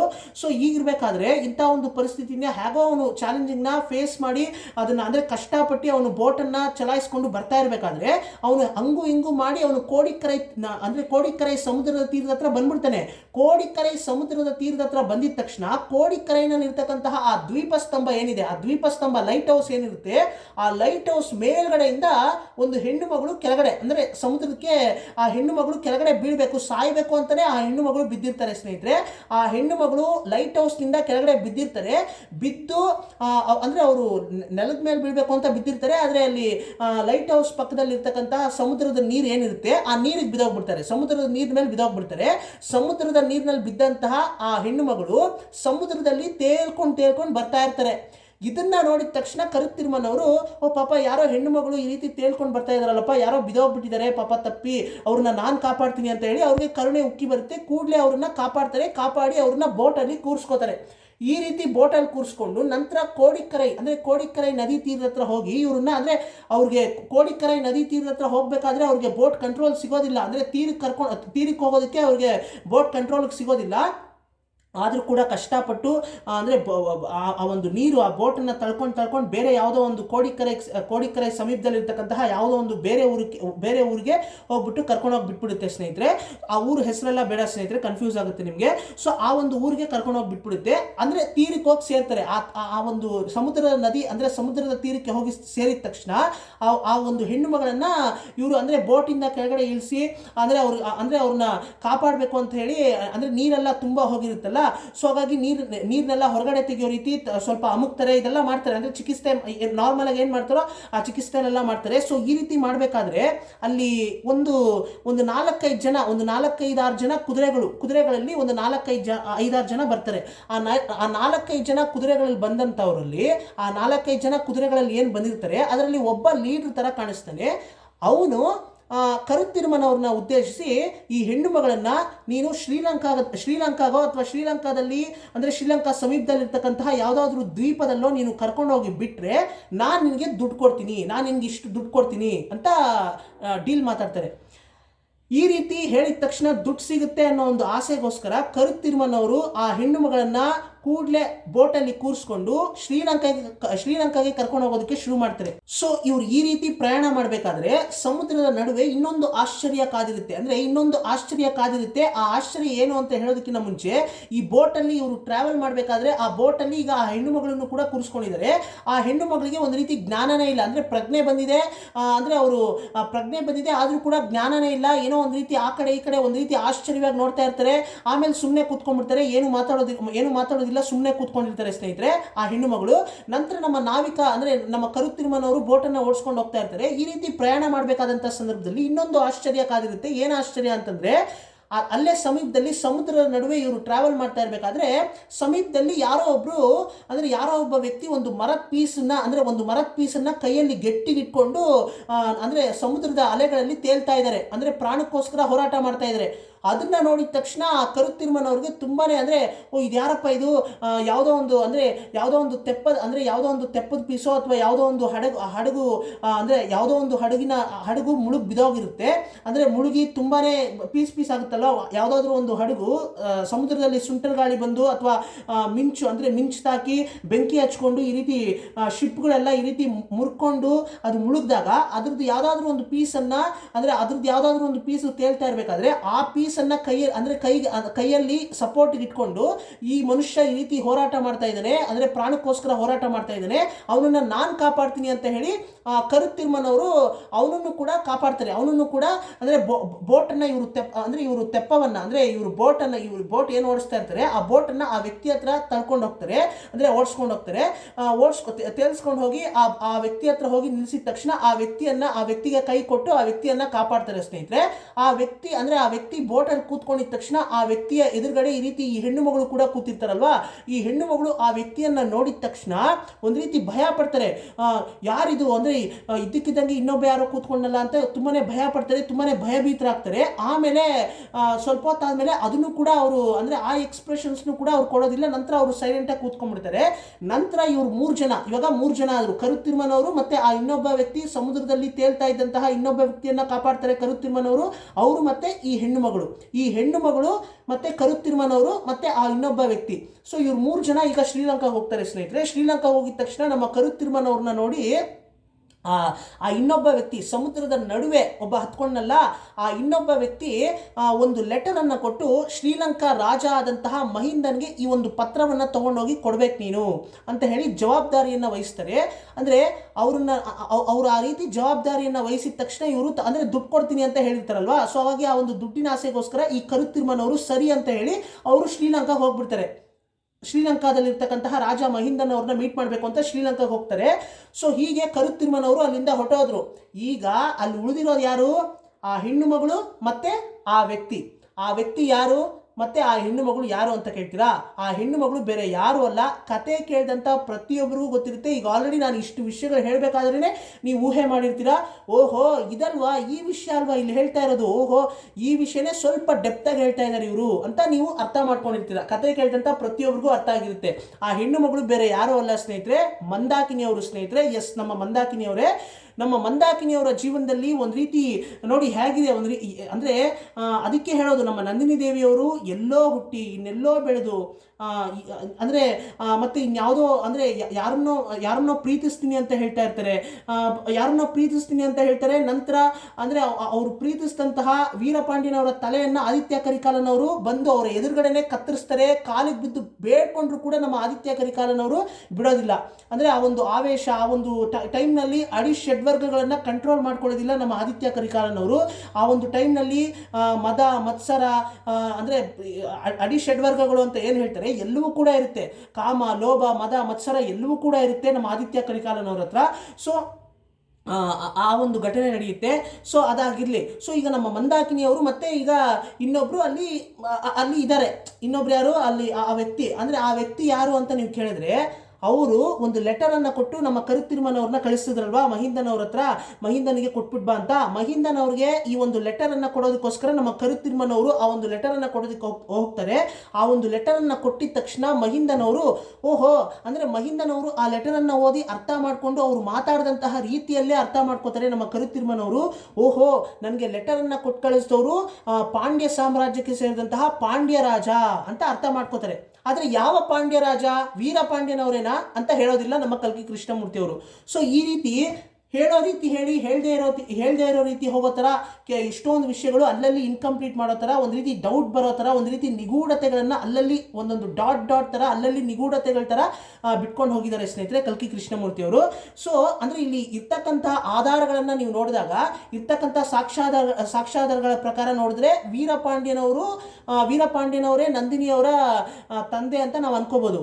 ಇಲ್ಲ ಕೆಲವೊಂದು ಆಧಾರಗಳು ಕೆಲವು ಆಧಾರಗಳು ಕೆಲವು ಸಿಚುವೇಶನ್ಸ್ ನಾವು ಅನಲೈಸ್ ಮಾಡಿ ನೋಡಿದಾಗ ವೀರಪಾಂಡ್ಯನವರು ಯಾಕೆ ನಂದಿನಿಯವರ ಅಂದರೆ ನಂದಿನಿಯವರು ಪ್ರೀತಿಸಿದಂತಹ ವ್ಯಕ್ತಿ ಆಗಿರಬಾರ್ದು, ಈ ರೀತಿನೂ ಅನ್ಕೋಬೋದು.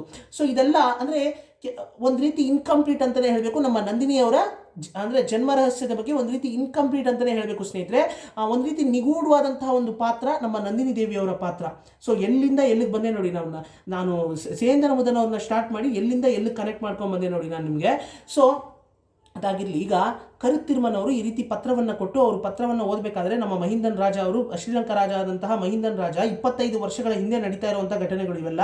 ಸೊ 25 ವರ್ಷಗಳ ಹಿಂದೆ ಈ ರೀತಿ ಅಂದರೆ 25 ವರ್ಷಗಳ ಹಿಂದೆ ಈ ರೀತಿಯಾದಂಥ ವಿಷಯಗಳೆಲ್ಲ ನಡೆದಿರುತ್ತಲ್ವ ಸ್ನೇಹಿತರೆ. ಸೊ ಆ ಮಹಿಂದನ್ ರಾಜ ಈ ಲೆಟರನ್ನು ಓದಬೇಕಾದ್ರೆ ಅಂದರೆ ಅವರು ಓದಬೇಕಾದ್ರೆ ಮತ್ತು ಅವರು ಮಾತಾಡಬೇಕಾದ್ರೆ ಆ ಲೆಟರನ್ನು ಓದಿ ಮತ್ತು ಅವರ ಸೈನಿಕರ ಜೊತೆ ಮತ್ತು ಅವರ ಮಿನಿಸ್ಟ್ರ್ ಜೊತೆ ಇದ್ರ ಬಗ್ಗೆ ಎಲ್ಲ ಚರ್ಚೆ ಮಾಡಬೇಕಾದ್ರೆ ಅವರು ಕರುತ್ತಿರ್ಮನವರು ಅರ್ಥ ಮಾಡ್ಕೋತಾರೆ, ಓಹೋ ಅಂದರೆ ನನಗೆ ಲೆಟರ್ ಕೊಟ್ಟು ಕಳಿಸಿದವರು ಪಾಂಡ್ಯರಾಜನೇ ಅವರು ಅಂತ ಅರ್ಥ ಮಾಡ್ಕೋತಾರೆ. ನಂತರ ಮಹಿಂದನ್ ರಾಜ ಏನು ಮಾಡ್ತಾರೆ, ಅವರ ಪರಿವಾರಗಳನ್ನು ಕಳಿಸಿ ಈ ರೀತಿ ಪಾಂಡ್ಯರಾಜ ಈ ರೀತಿ ಬಂದು ಯಾವುದೋ ಒಂದು ಶ್ರೀಲಂಕಾಗೆ ಸಮೀಪದಲ್ಲಿರ್ತಕ್ಕಂತಹ ಯಾವುದೋ ಒಂದು ದ್ವೀಪದಲ್ಲಿ ಇದ್ದಾರಂತೆ ಅಂತ ಹೇಳ್ತಾರೆ. ಆಗ ದ್ವೀಪಕ್ಕೆ ಬಂದು ನಮ್ಮ ಪಾಂಡ್ಯರಾಜನನ್ನು ಕೂಡ ಕರ್ಕೊಂಡು ಹೋಗ್ತಾರೆ. ಆ ಶ್ರೀಲಂಕಾ ರಾಜನ ಪರಿವಾರಗಳು ಬಂದು ನಮ್ಮ ಪಾಂಡ್ಯರಾಜನನ್ನು ಕೂಡ ಕರ್ಕೊಂಡು ಹೋಗ್ತಾರೆ. ಕರುತ್ತಿರ್ಮನವರು ಶ್ರೀಲಂಕಾದಲ್ಲೇ ಇರ್ತಾರೆ. ಸೊ ಶ್ರೀಲಂಕಾದಲ್ಲಿ ಇರಬೇಕಾದ್ರೆ ಈ ರೀತಿ ಪಾಂಡ್ಯರಾಜ ಕೂಡ ಈಗ ಶ್ರೀಲಂಕಾಗೆ ಹೋಗಿ ಸೇರ್ಕೊಂತಾನಲ್ವಾ. ಸೊ ಪಾಂಡ್ಯರಾಜ ಮತ್ತೆ ಮಹಿಂದನ್ ಅವರು ಮೀಟ್ ಆಗ್ತಾರೆ. ಮೀಟ್ ಆಗಿದ ತಕ್ಷಣ ಮಹಿಂದನ್ ಅವ್ರಿಗೆ ತುಂಬಾನೇ ಖುಷಿ ಆಗುತ್ತೆ. ಯಾಕಂದ್ರೆ ಮಹಿಂದನ್ ಅವರು ಪಾಂಡ್ಯ ಸಾಮ್ರಾಜ್ಯಕ್ಕೆ ಪರಂಪರೆಯಿಂದ ತುಂಬಾನೇ ಸ್ನೇಹಿತರು ಅಂತ ಹೇಳ್ತಾರೆ ಸ್ನೇಹಿತರೆ ಕಲ್ಕಿ ಕೃಷ್ಣಮೂರ್ತಿ ಅವರಲ್ಲಿ.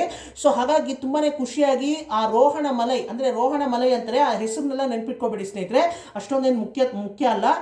ಆ ಒಂದು ಗುಡ್ಡಗಾಡು ಅಂದ್ರೆ ತುಂಬಾನೇ ಬೆಟ್ಟ ಗುಡ್ಡಗಳು ಇರ್ತಕ್ಕಂತಹ ಒಂದು ಊರು, ಒಂದು ಸ್ಥಳಕ್ಕೆ ಕರ್ಕೊಂಡೋಗಿ ಅಲ್ಲಿರ್ತಕ್ಕಂತಹ ಒಂದು ಗುಹೆ ಕರ್ಕೊಂಡು ಹೋಗ್ತಾರೆ. ಆ ಗುಹೆಯಲ್ಲಿ ಎಷ್ಟು ಅಂದ್ರೆ ಚಿನ್ನ ಅಂದ್ರೆ ಈ ಚಿನ್ನ, ಬೆಳ್ಳಿ, ರತ್ನ ಎಲ್ಲವೂ ಕೂಡ ಅಷ್ಟು ವಿಜೃಂಭಣೆಯಿಂದ ಅಂದ್ರೆ ತುಂಬಾನೇ ಇರುತ್ತೆ. ಅಂದ್ರೆ ಒಂದು ರೀತಿ ನಿಧಿ ಅಂತಾನೆ ಹೇಳಬೇಕು ಸ್ನೇಹಿತರೆ. ಅಷ್ಟು ಚಿನ್ನ, ಅಷ್ಟು ವಜ್ರ ವೈಡೂರ್ಯಗಳನ್ನೆಲ್ಲ ತೋರಿಸ್ತಾರೆ ನಮ್ಮ ಮಹಿಂದನ್ ರಾಜ ಪಾಂಡ್ಯನ್ ರಾಜ ಅವ್ರಿಗೆ. ಸೊ ಮಹಿಂದನ್ ರಾಜ ಪಾಂಡ್ಯ ರಾಜಗೆ ಈ ರೀತಿ ಇದನ್ನೆಲ್ಲ ತೋರಿಸ್ಕೊಂಡು ಬಂದು ಕಡೆಗೆ ಒಂದು ಚಿನ್ನದ ಪೆಟ್ಟಿಗೆ ಇರುತ್ತೆ. ಆ ಚಿನ್ನದ ಪೆಟ್ಟಿಗೆಯನ್ನ ಓಪನ್ ಮಾಡ್ತಾರೆ. ಚಿನ್ನದ ಪೆಟ್ಟಿಗೆಯನ್ನು ಓಪನ್ ಮಾಡಿದಾಗ ಅದರಲ್ಲಿರುತ್ತೆ ಸ್ನೇಹಿತರೆ ಪಾಂಡ್ಯ ಸಾಮ್ರಾಜ್ಯಕ್ಕೆ ಸೇರಿದಂತಹ ಪುರಾತನವಾದಂತಹ ಕಿರೀಟ ಮತ್ತೆ ಇಂದ್ರದೇವನೇ ಬಂದು ಕೊಟ್ಟ ಆ ರೀತಿ ನಂಬಲ್ಪಡುವಂತಹ ಒಂದು ರತ್ನಹಾರ. ಸೊ ಪಾಂಡ್ಯ ಸಾಮ್ರಾಜ್ಯಕ್ಕೆ ಸೇರಿದಂತಹ ಪುರಾತನವಾದಂತಹ ಕಿರೀಟ ಮತ್ತೆ ಇಂದ್ರದೇವನೇ ಬಂದು ರತ್ನಹಾರವನ್ನ ಕೊಟ್ಟ. ಈ ಒಂದು ರತ್ನಹಾರ ಇಂದ್ರದೇವನೇ ಬಂದು ಕೊಟ್ಟಿದ್ದು ಅಂತ ನಂಬಲ್ಪಡುವಂತಹ ಒಂದು ರತ್ನಹಾರ. ಸೊ ಇವೆರಡೂ ಕೂಡ ಅಲ್ಲಿರುತ್ತೆ. ಸೊ ಅಂದ್ರೆ ಇದೆಲ್ಲ ನೋಡ್ತಾ ಇರ್ಬೇಕಾದ್ರೆ ನಮ್ಮ ಪಾಂಡ್ಯ ರಾಜ ಅವರು ಕರುತ್ತಿರ್ಮನವ್ರನ್ನು ಕೂಡ ಜೊತೆ ಕರ್ಕೊಂಡು ಹೋಗಿರ್ತಾರೆ ಸ್ನೇಹಿತರೆ. ಇವ್ರ ಜೊತೆ ಕರುತ್ತಿರ್ಮನವರು ಕೂಡ ಇರ್ತಾರೆ ಅಲ್ವಾ. ಯಾಕಂತಂದ್ರೆ ನಮ್ಮ ಕರುತ್ತಿರ್ಮನವ್ರನ್ನ ತುಂಬಾನೇ ಇಷ್ಟ ಆಗ್ಬಿಟ್ಟಿರುತ್ತೆ ನಮ್ಮ ಪಾಂಡ್ಯನ್ ರಾಜ ಅವ್ರಿಗೆ. ಯಾಕಂತಂದ್ರೆ ಪಾಂಡ್ಯ ರಾಜಗೆ ತುಂಬಾನೇ ಇಷ್ಟ ಆಗ್ಬಿಟ್ಟು ಇವನು ನಾನು ಅಂದ್ರೆ ನನ್ನ ಜೊತೆ ಸೇರಿಸ್ಕೊಳ್ಳೋಣ, ಇವನು ಕೆಲಸ ಮಾಡಿಸ್ಕೊಳ್ಳೋಣ, ಅಂದ್ರೆ ಇವನು ಒಳ್ಳೆ ಸೇವಕ ಅಂತ ಅವ್ರು ಭಾವಿಸಿ ಅವ್ರನ್ನು ಕೂಡ ಜೊತೆಲಿ ಇಟ್ಕೊಂಡಿರ್ತಾರೆ ಸ್ನೇಹಿತರೆ. ಸೊ ಹಾಗಾಗಿ ಈ ಒಂದು ವಿಷಯ ನಡೀತಾ ಇರಬೇಕಾದ್ರೆ ಇವ್ರ ಜೊತೆ ಇವರು ಇರ್ತಾರಲ್ವಾ ಕರುತ್ತಿರ್ಮನವರು. ಸೊ ಇದನ್ನೆಲ್ಲ ನೋಡಿರ್ತಾರೆ. ಪಾಂಡ್ಯ ಸಾಮ್ರಾಜ್ಯಕ್ಕೆ ಸೇರಿದಂತಹ ಪುರಾತನವಾದಂತಹ ಕಿರೀಟ ಇದು, ಪಾಂಡ್ಯ ಸಾಮ್ರಾಜ್ಯಕ್ಕೆ ಸೇರಿದಂತಹ ಪುರಾತನವಾದಂತಹ ರತ್ನಹಾರ ಇದು ಅಂತ ಇವರೆಲ್ಲ ನೋಡಿರ್ತಾರಲ್ವಾ. ನಮ್ಮ ಕರುತ್ತಿರ್ಮನವರು ಜೊತೆಯಲ್ಲಿ ಇವ್ರ ಜೊತೆ ಇರೋ ಕಾರಣದಿಂದ ನಮ್ಮ ಕರುತ್ತಿರ್ಮನವರು ಇದನ್ನೆಲ್ಲ ನೋಡಿರ್ತಾರೆ. ಸೊ ಈ ರೀತಿ ನಮ್ಮ ಕರುತ್ತಿರ್ಮನವರು ಪಾಂಡ್ಯ ಸಾಮ್ರಾಜ್ಯಕ್ಕೆ ಸೇರಿದಂತಹ ಪುರಾತನವಾದಂತಹ ಕಿರೀಟ, ಪುರಾತನವಾದಂತಹ ರತ್ನಹಾರವನ್ನ ಎಲ್ಲಿದೆ ಅಂತ ತಿಳ್ಕೊತಾರೆ. ಈ ರೀತಿ ತಿಳ್ಕೊಳ್ಳೋದು. ನಂತರ ಈ ಒಂದು ವಿಷಯ ನಡೆದ ನಂತರ ನಮ್ಮ ಪಾಂಡ್ಯ ರಾಜ ಮಹಿಂದನ್ ಅವ್ರ ಹತ್ರ ಹೇಳ್ತಾರೆ, ಅಂದ್ರೆ ಮಹಿಂದನ್ ಅವರು ಹೇಳ್ತಾರೆ, ಇದನ್ನ ನೀವೇ ಎತ್ಕೊಂಡೋಗಿ, ಯಾಕೆ ಇನ್ನೂ ಇಲ್ಲೇ ಇಟ್ಟಿದ್ದೀರಾ, ನೀವೇ ಎತ್ಕೊಂಡು ಹೋಗ್ಬೋದಲ್ಲ ಅಂತ ಕೇಳಿದಾಗ, ಇಲ್ಲ, ನಾನು ಚೋಳರನ್ನ ಚೋಳ ಸಾಮ್ರಾಜ್ಯವನ್ನ ಬೇರ್ ಸಮೇತ ಕಿತ್ತಾಕಿ ಪಾಂಡ್ಯ ಸಾಮ್ರಾಜ್ಯವನ್ನ ಮತ್ತೆ ಕಟ್ಟಿ ಮದುರೈ ಕ್ಯಾಪಿಟಲ್ ಸಿಟಿ ಮದುರೈನ ನಾನು ಮತ್ತೆ ಆಕ್ರಮಣ ಮಾಡಿಕೊಂಡು ಮದುರೈಗೆ ಹೋಗಿ ನಾನು ಪಟ್ಟಾಭಿಷೇಕ ಮಾಡ್ಕೋಬೇಕಾದ್ರೆ ಆಗ ನೀವೇ ಈ ಒಂದು ಪಾಂಡ್ಯ ಸಾಮ್ರಾಜ್ಯಕ್ಕೆ ಸೇರಿದಂತಹ ಈ ಒಂದು ಪುರಾತನವಾದಂತಹ ಕಿರೀಟ ಮತ್ತೆ ಪುರಾತನವಾದಂತಹ ರತ್ನಹಾರವನ್ನು ತಗೊಂಡ್ಬಂದು ಪಬ್ಲಿಕ್ ಮುಂದೆ ಸಾಮಾನ್ಯರು ಅಂದ್ರೆ ಜನಸಾಮಾನ್ಯರು ಪ್ರಜೆಗಳ ಎದುರುಗಡೆ ನನಗೆ ಪಟ್ಟಾಭಿಷೇಕ ನೀವೇ ಮಾಡಬೇಕು, ಅಲ್ಲಿವರೆಗೂ ಇದು ಇಲ್ಲೇ ಇರಲಿ, ಭದ್ರವಾಗಿರ್ಲಿ ಅಂತ ಹೇಳ್ಬಿಟ್ಟು ನಮ್ಮ ಪಾಂಡ್ಯರಾಜ ಅವರು ತೀರ್ಮಾನ ಮಾಡ್ತಾರೆ. ಆ ರೀತಿ ಹೇಳಿ ತೀರ್ಮಾನ ಮಾಡ್ತಾರೆ. ನಂತರ ನಮ್ಮ ಪಾಂಡ್ಯ ರಾಜ ಅವರು ತುಂಬಾನೇ ಮುಖ್ಯವಾದಂಥ ಒಂದು ಕೆಲಸಕ್ಕೋಸ್ಕರ ಅವರು ಪಾಂಡ್ಯ ನಾಡಿಗೆ ಹೋಗ್ಬಿಡ್ತಾರೆ. ನಮ್ಮ ಕರುತ್ತಿಮ್ಮನವ್ರಿಗೆ ಹೇಳ್ತಾರೆ, ಏನಂತ ಹೇಳ್ತಾರೆ ಅಂತ ಹೋಗೋದಕ್ಕಿಂತ ಮುಂಚೆ ಶ್ರೀಲಂಕಾದಲ್ಲೇ ಹೇಳ್ತಾರೆ, ಏನಂತ ಹೇಳ್ತಾರೆ, ಈ ರೀತಿ ಆ ಹೆಣ್ಣು ಮಗಳು ಅಂದ್ರೆ ಮಂದಾಕಿನಿಯವರು ಆ ಒಂದು ದ್ವೀಪದಲ್ಲೇ ಇರ್ತಾರಲ್ವಾ, ಆ ಒಂದು ದ್ವೀಪದಲ್ಲಿ ಆ ಹೆಣ್ಣು ಮಗಳು ಇದ್ದಾಳಲ್ವಾ, ಆ ಮಂದಾಕಿನಿಯನ್ನ ಸ್ವಲ್ಪ ನೀನು ಅಂದ್ರೆ ಅವ್ರಿಗೆ ಜೀವನೋಪಾಯಕ್ಕೆ ಏನೇನು ಬೇಕೋ ಎಲ್ಲವನ್ನು ಕೂಡ ಏರ್ಪಾಟ್ ಮಾಡ್ಬಿಟ್ಟು ಹೋಗು, ತಗೋ ಈ ದುಡ್ಡು ಅಂತ ಹೇಳ್ಬಿಟ್ಟು ದುಡ್ಡು ಕೊಟ್ಬಿಟ್ಟು ಹೋಗ್ಬಿಡ್ತಾರೆ. ನಮ್ಮ ಪಾಂಡ್ಯ ರಾಜ ಅವರು ತುಂಬಾನೇ ಮುಖ್ಯವಾದಂಥ ಕೆಲಸಕ್ಕೋಸ್ಕರ ಅವರು ದುಡ್ಡು ಕೊಟ್ಬಿಟ್ಟು ಹೋಗ್ಬಿಡ್ತಾರೆ. ನಮ್ಮ ಕರುತ್ತಿಮ್ಮನವರು ಈ ರೀತಿ ದುಡ್ಡು ಕೊಟ್ರಲ್ಲ, ಸರಿ ಅವ್ರಿಗೆ ಅವ್ರನ್ನ ಮೀಟ್ ಮಾಡಬೇಕು, ಮಂದಾಕಿನಿ ಅವ್ರನ್ನ ಮೀಟ್ ಮಾಡಬೇಕು ಅಂತ ಹೇಳಿ ನಮ್ಮ ಕರುತ್ತಿಮ್ಮನವರು ಶ್ರೀಲಂಕಾದಿಂದ ಬರ್ತಾರೆ. ಎಲ್ಲಿ ಆ ಒಂದು ದ್ವೀಪ ಏನಿರುತ್ತೆ, ಆ ಒಂದು ದ್ವೀಪದ ಹೆಸರು ದ್ವೀಪ ಅಂತ ಸ್ನೇಹಿತರೆ, ಬೂದ ದ್ವೀಪ ಅಂತ. ಅದನ್ನ ನಾನು ಕತೆ ಹೇಳಬೇಕಾದ್ರೆ ನಿಮ್ಗೆ ಆಲ್ರೆಡಿ ಎಕ್ಸ್ಪ್ಲೈನ್ ಮಾಡಿರ್ತೀನಿ ಸ್ನೇಹಿತರೆ, ಬೂದ ದ್ವೀಪ ಅಂದ್ರೆ ಏನು, ಯಾತಕ್ಕೋಸ್ಕರ ಆ ಹೆಸರು ಬಂತು ಅಂತ.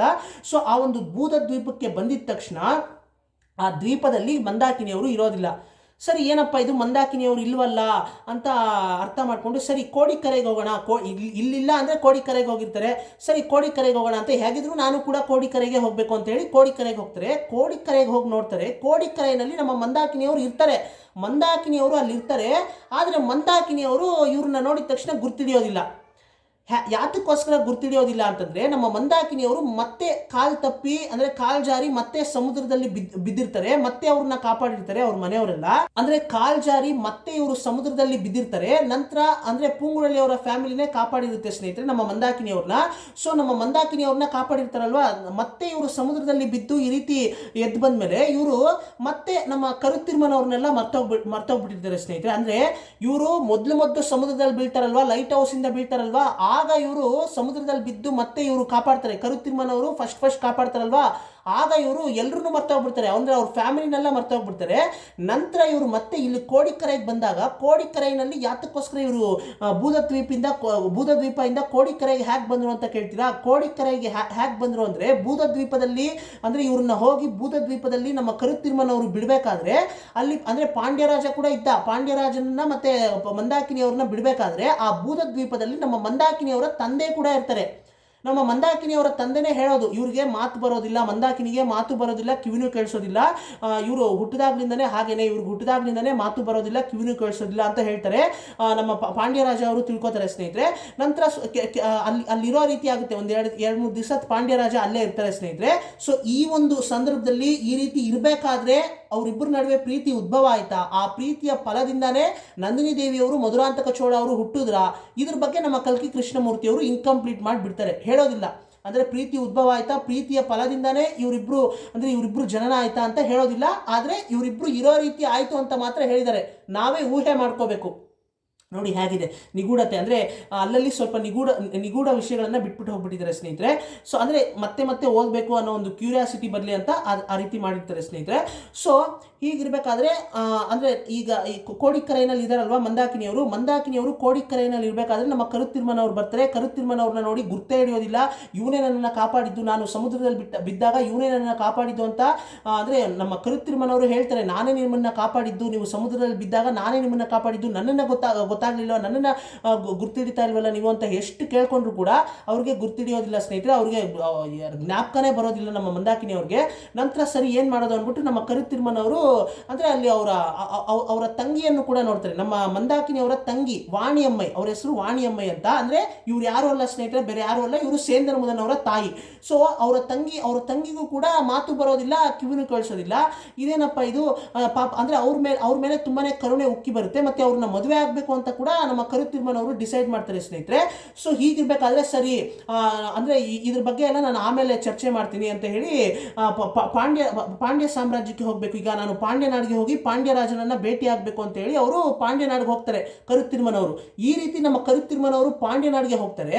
ಇವ್ರು ಹೋಗಿದ ತಕ್ಷಣ ಹೋಗಿ ಕೆಲವು ದಿನಗಳ ನಂತರ ಅಂದರೆ ಕೆಲವು ದಿನಗಳಾದ್ಮೇಲೆ ಮತ್ತೆ ಕೋಡಿಕೆರೆಗೆ ಬರೋಣ ಅಂತ ಇವರು ಅನ್ಕೊಂಡು ತೀರ್ಮಾನ ಮಾಡ್ಕೊಂಡು ಹೋಗ್ತಾರೆ. ಹೇಗಿದ್ರು ಇವ್ರು ಇಲ್ಲೇ ಇರ್ತಾರಲ್ವಾ ಮಂದಾಕಿನಿಯವರು ಮತ್ತೆ ಅವರ ತಂಗಿ ವಾಣಿಯಮ್ಮಯ್ಯವರು. ನಂತರ ಬಂದು ವಾಣಿಯಮ್ಮಯ್ಯ ಹತ್ರ ನಾನು ಈ ರೀತಿ ನಾನು ನಿಮ್ಮನ್ನ ಅಂದರೆ ನಿನ್ನ ಮದುವೆ ಆಗ್ತೀನಿ ಅಂತ ಹೇಳೋಣ, ಇದ್ರ ಬಗ್ಗೆ ಎಲ್ಲ ಆಮೇಲೆ ಪ್ರಸ್ತಾಪ ಮಾಡೋಣ ಅಂತ ಹೇಳಿ ತೀರ್ಮಾನ ಮಾಡ್ಕೊಂಡು ಕರುತ್ತಿಮ್ಮನವರು ಅಲ್ಲಿಗೆ ಹೋಗ್ಬಿಡ್ತಾರೆ ಪಾಂಡ್ಯ ನಾಡಿಗೆ.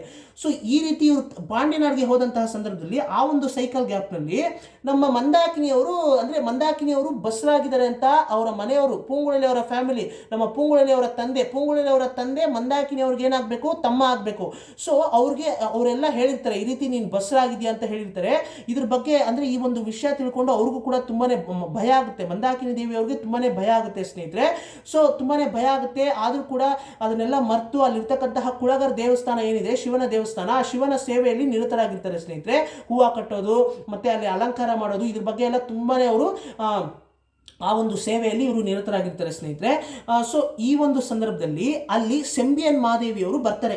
ಸೆಂಬಿಯನ್ ಮಹಾದೇವಿಯವರು ಅಲ್ಲಿ ಕುಳಗರ್ ದೇವಸ್ಥಾನ ಏನಿದೆ ಆ ಶಿವನ ದೇವಸ್ಥಾನದಲ್ಲಿ ಶಿವನನ್ನ ದರ್ಶನ ಮಾಡೋದಕ್ಕೋಸ್ಕರ ಬಂದಾಗ ನಮ್ಮ ಮಂದಾಕಿನಿ ಅವ್ರನ್ನ ನೋಡ್ತಾರೆ. ಓಹೋ, ಮಂದಾಕಿನಿ ಅಂದರೆ ಈ ಹೆಣ್ಣು ಮಗಳು ಪಾಪ ಇಲ್ಲಿ ಯಾರು ನೋಡ್ಕೊಳ್ಳೋರು ಇಲ್ಲ ಇಲ್ಲಿ, ಅಂದರೆ ಈ ಕಾಡು ಅಂದರೆ ಈ ಕಾಡು ಪ್ರದೇಶದಲ್ಲಿ ಒಬ್ಳು ಬಸ್ರಿ ಹೆಂಗಸು ಈ ರೀತಿ ಕಾಡು ಪ್ರದೇಶದಲ್ಲಿ ಇಂತಹ ಒಂದು ಸಂದರ್ಭದಲ್ಲಿ ಇಲ್ಲೆಲ್ಲ ಇರಬಾರ್ದು, ಇವಳನ್ನ ನಾನು ಕರ್ಕೊಂಡು ಹೋಗ್ತೀನಿ, ಹೇಗಿದ್ರು ನಾನು ಕೂಡ ಬಸ್ರಿ, ಮಂದಾಕಿನಿ ಕೂಡ ಬಸ್ರಿ, ಸೊ ಹಾಗಾಗಿ ನಾನು ಕರ್ಕೊಂಡು ಹೋಗ್ತೀನಿ ಅಂತ ಹೇಳಿ ಮಂದಾಕಿನಿ ಅವ್ರನ್ನ ಕರ್ಕೊಂಡು ಹೋಗ್ಬಿಡ್ತಾರೆ ಸೆಂಬಿಯನ್ ಮಹಾದೇವಿಯವರು. ಸೊ ಮಂದಾಕಿನಿ ಅವ್ರನ್ನ ಕರ್ಕೊಂಡು ಹೋಗ್ಬೇಕಾದ್ರೆ ಮಂದಾಕಿನಿ ಅವ್ರ ಜೊತೆ ಅವರ ತಂಗಿ ವಾಣಿಯಮ್ಮೈ ಕೂಡ ಹೋಗ್ಬಿಡ್ತಾರೆ. ಯಾಕಂದ್ರೆ ಸಹಾಯಕ್ಕೆ ಬೇಕಲ್ವಾ, ಇವರು ಬಸ್ರಿ ಅಲ್ವಾ ಮಂದಾಕಿನಿ ಅವರು.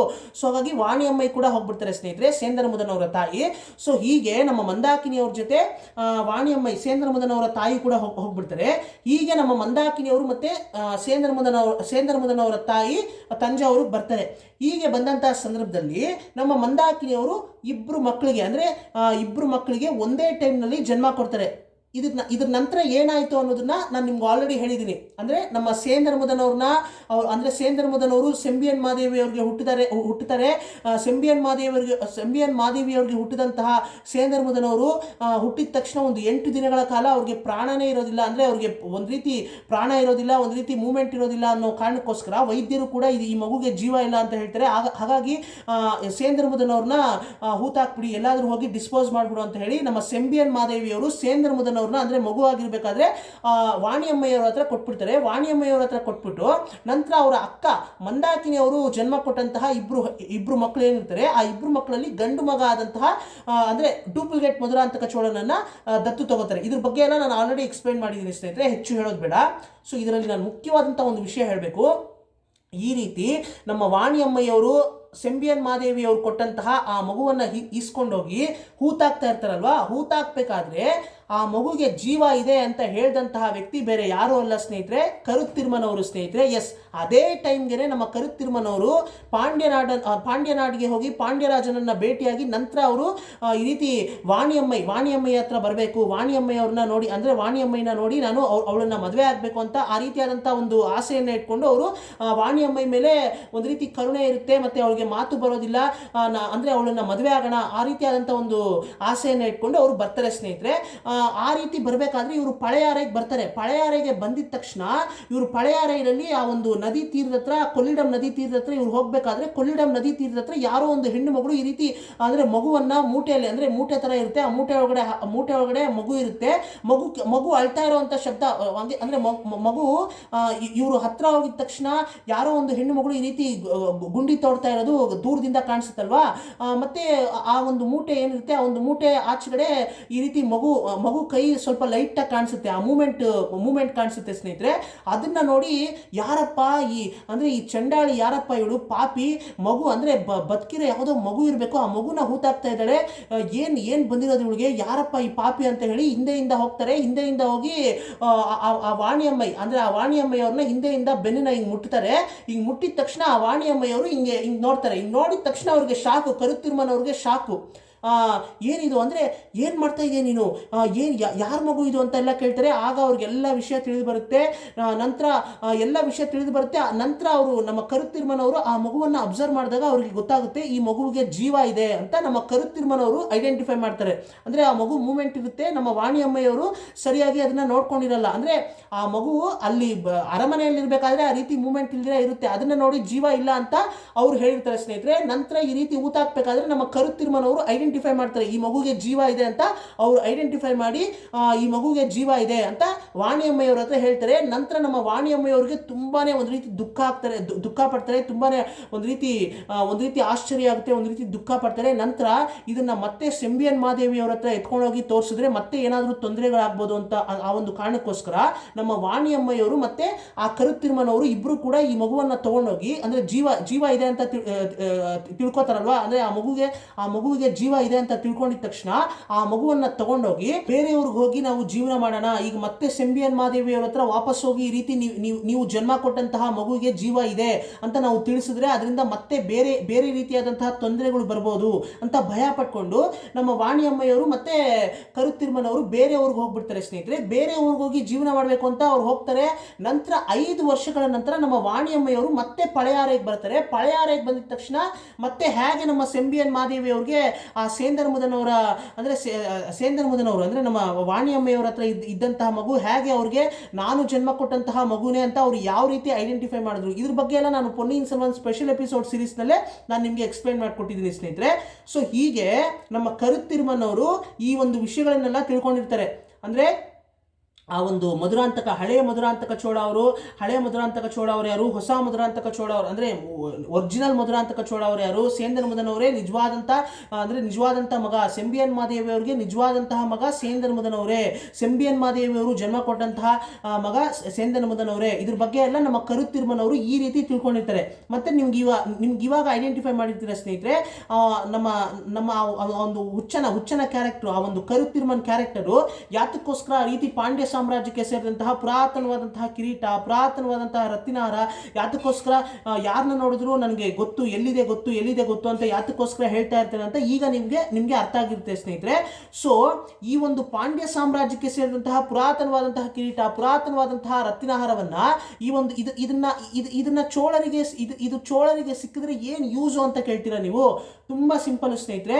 ಈ ಒಂದು ಕತೆ ಹೇಳ್ಬೇಕಾದ್ರೆ ನಮ್ಮ ಕಲ್ಕಿ ಕೃಷ್ಣಮೂರ್ತಿ ಅವರು ಹೇಳ್ತಾರೆ, ಪಾಂಡ್ಯರನ್ನ ಏನೇ ಸೋಲಿಸಿದ್ರು ಕೂಡ, ಪಾಂಡ್ಯರನ್ನ ಸೋಲಿಸಿ ಪಾಂಡ್ಯ ಸಾಮ್ರಾಜ್ಯವನ್ನ ಇವರು ಆಕ್ರಮಣ ಮಾಡಿಕೊಂಡ್ರು ಕೂಡ ಆ ಒಂದು ಪಾಂಡ್ಯ ಸಾಮ್ರಾಜ್ಯಕ್ಕೆ ಸೇರಿದಂತಹ ಪುರಾತನವಾದಂತಹ ಕಿರೀಟ ಮತ್ತೆ ಪುರಾತನವಾದಂತಹ ರತ್ನಹಾರವನ್ನ ಇವರು ಆಕ್ರಮಣ ಮಾಡ್ಕೊಳ್ಳೋವರೆಗೂ, ಅಂದ್ರೆ ಚೋಳರು ಅದನ್ನ ಅವ್ರ ವಶಕ್ಕೆ ಪಡಿಸ್ಕೊಳ್ಳೋವರೆಗೂ ಆಗಾಗ ಪಾಂಡ್ಯ ಸಾಮ್ರಾಜ್ಯಕ್ಕೆ ನಾನೇ ರಾಜ, ಪಾಂಡ್ಯ ಸಾಮ್ರಾಜ್ಯಕ್ಕೆ ಮುಂದೆ ನಾನೇ ರಾಜ ಆಗೋನು ಅಂತ ಯಾರಾದ್ರೂ ಒಬ್ರು ಹುಟ್ಕೋತಾನೆ ಇರ್ತಾರೆ ಅಂತ ಇಲ್ಲಿ ಎಕ್ಸ್ಪ್ಲೈನ್ ಮಾಡ್ತಾರೆ. ಆಲ್ರೆಡಿ ಹೇಳಿರ್ತಾರೆ ಕಲ್ಕಿ ಕೃಷ್ಣಮೂರ್ತಿ ಅವರು. ಸೊ ಇದ್ರ ಬಗ್ಗೆ ನಾನು ಇಷ್ಟೊಂದು ಡೀಟೇಲ್ ಆಗಿ ಕತೆ ಹೇಳಬೇಕಾದ್ರೆ ಹೇಳಿರೋದಿಲ್ಲ ಸ್ನೇಹಿತರೆ, ಚೆನ್ನಾಗಿ ನೆನ್ಪಿಟ್ಕೊಳ್ಳಿ.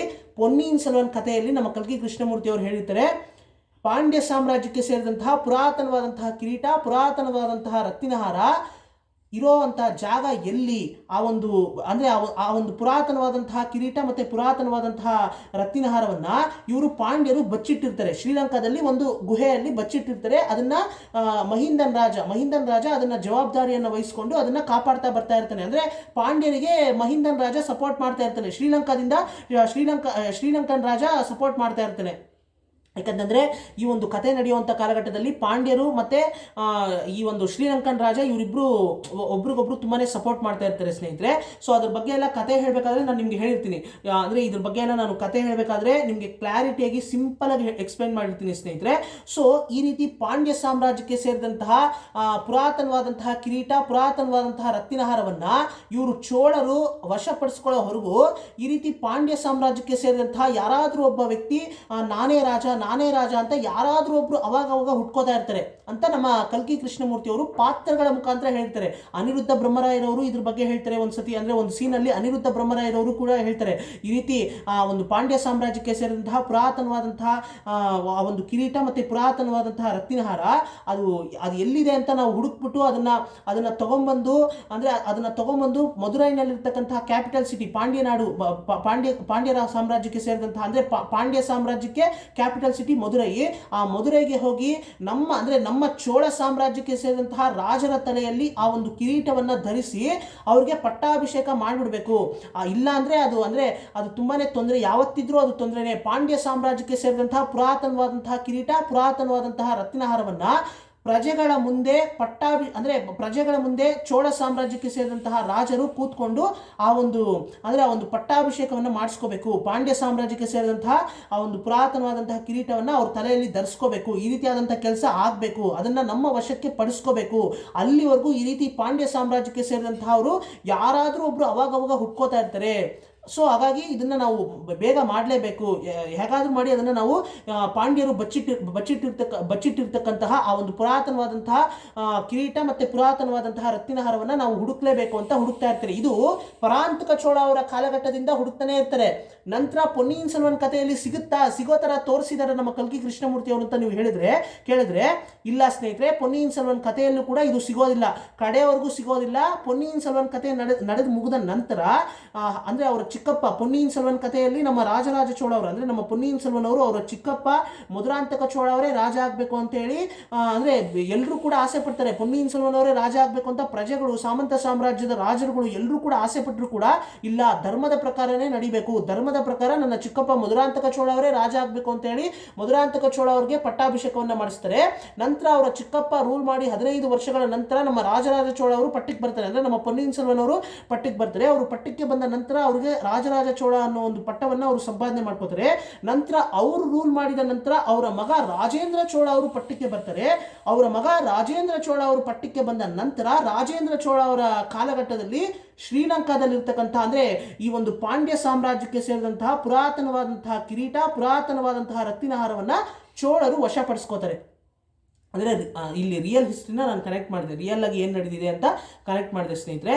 ಸೊ ನನ್ನ ಕೈಯಲ್ಲಿ ಆದಷ್ಟು ನಿಮಗೆ ಅರ್ಥ ಮಾಡಿಸೋದಕ್ಕೆ ಪ್ರಯತ್ನ ಪಟ್ಟಿದ್ದೀನಿ.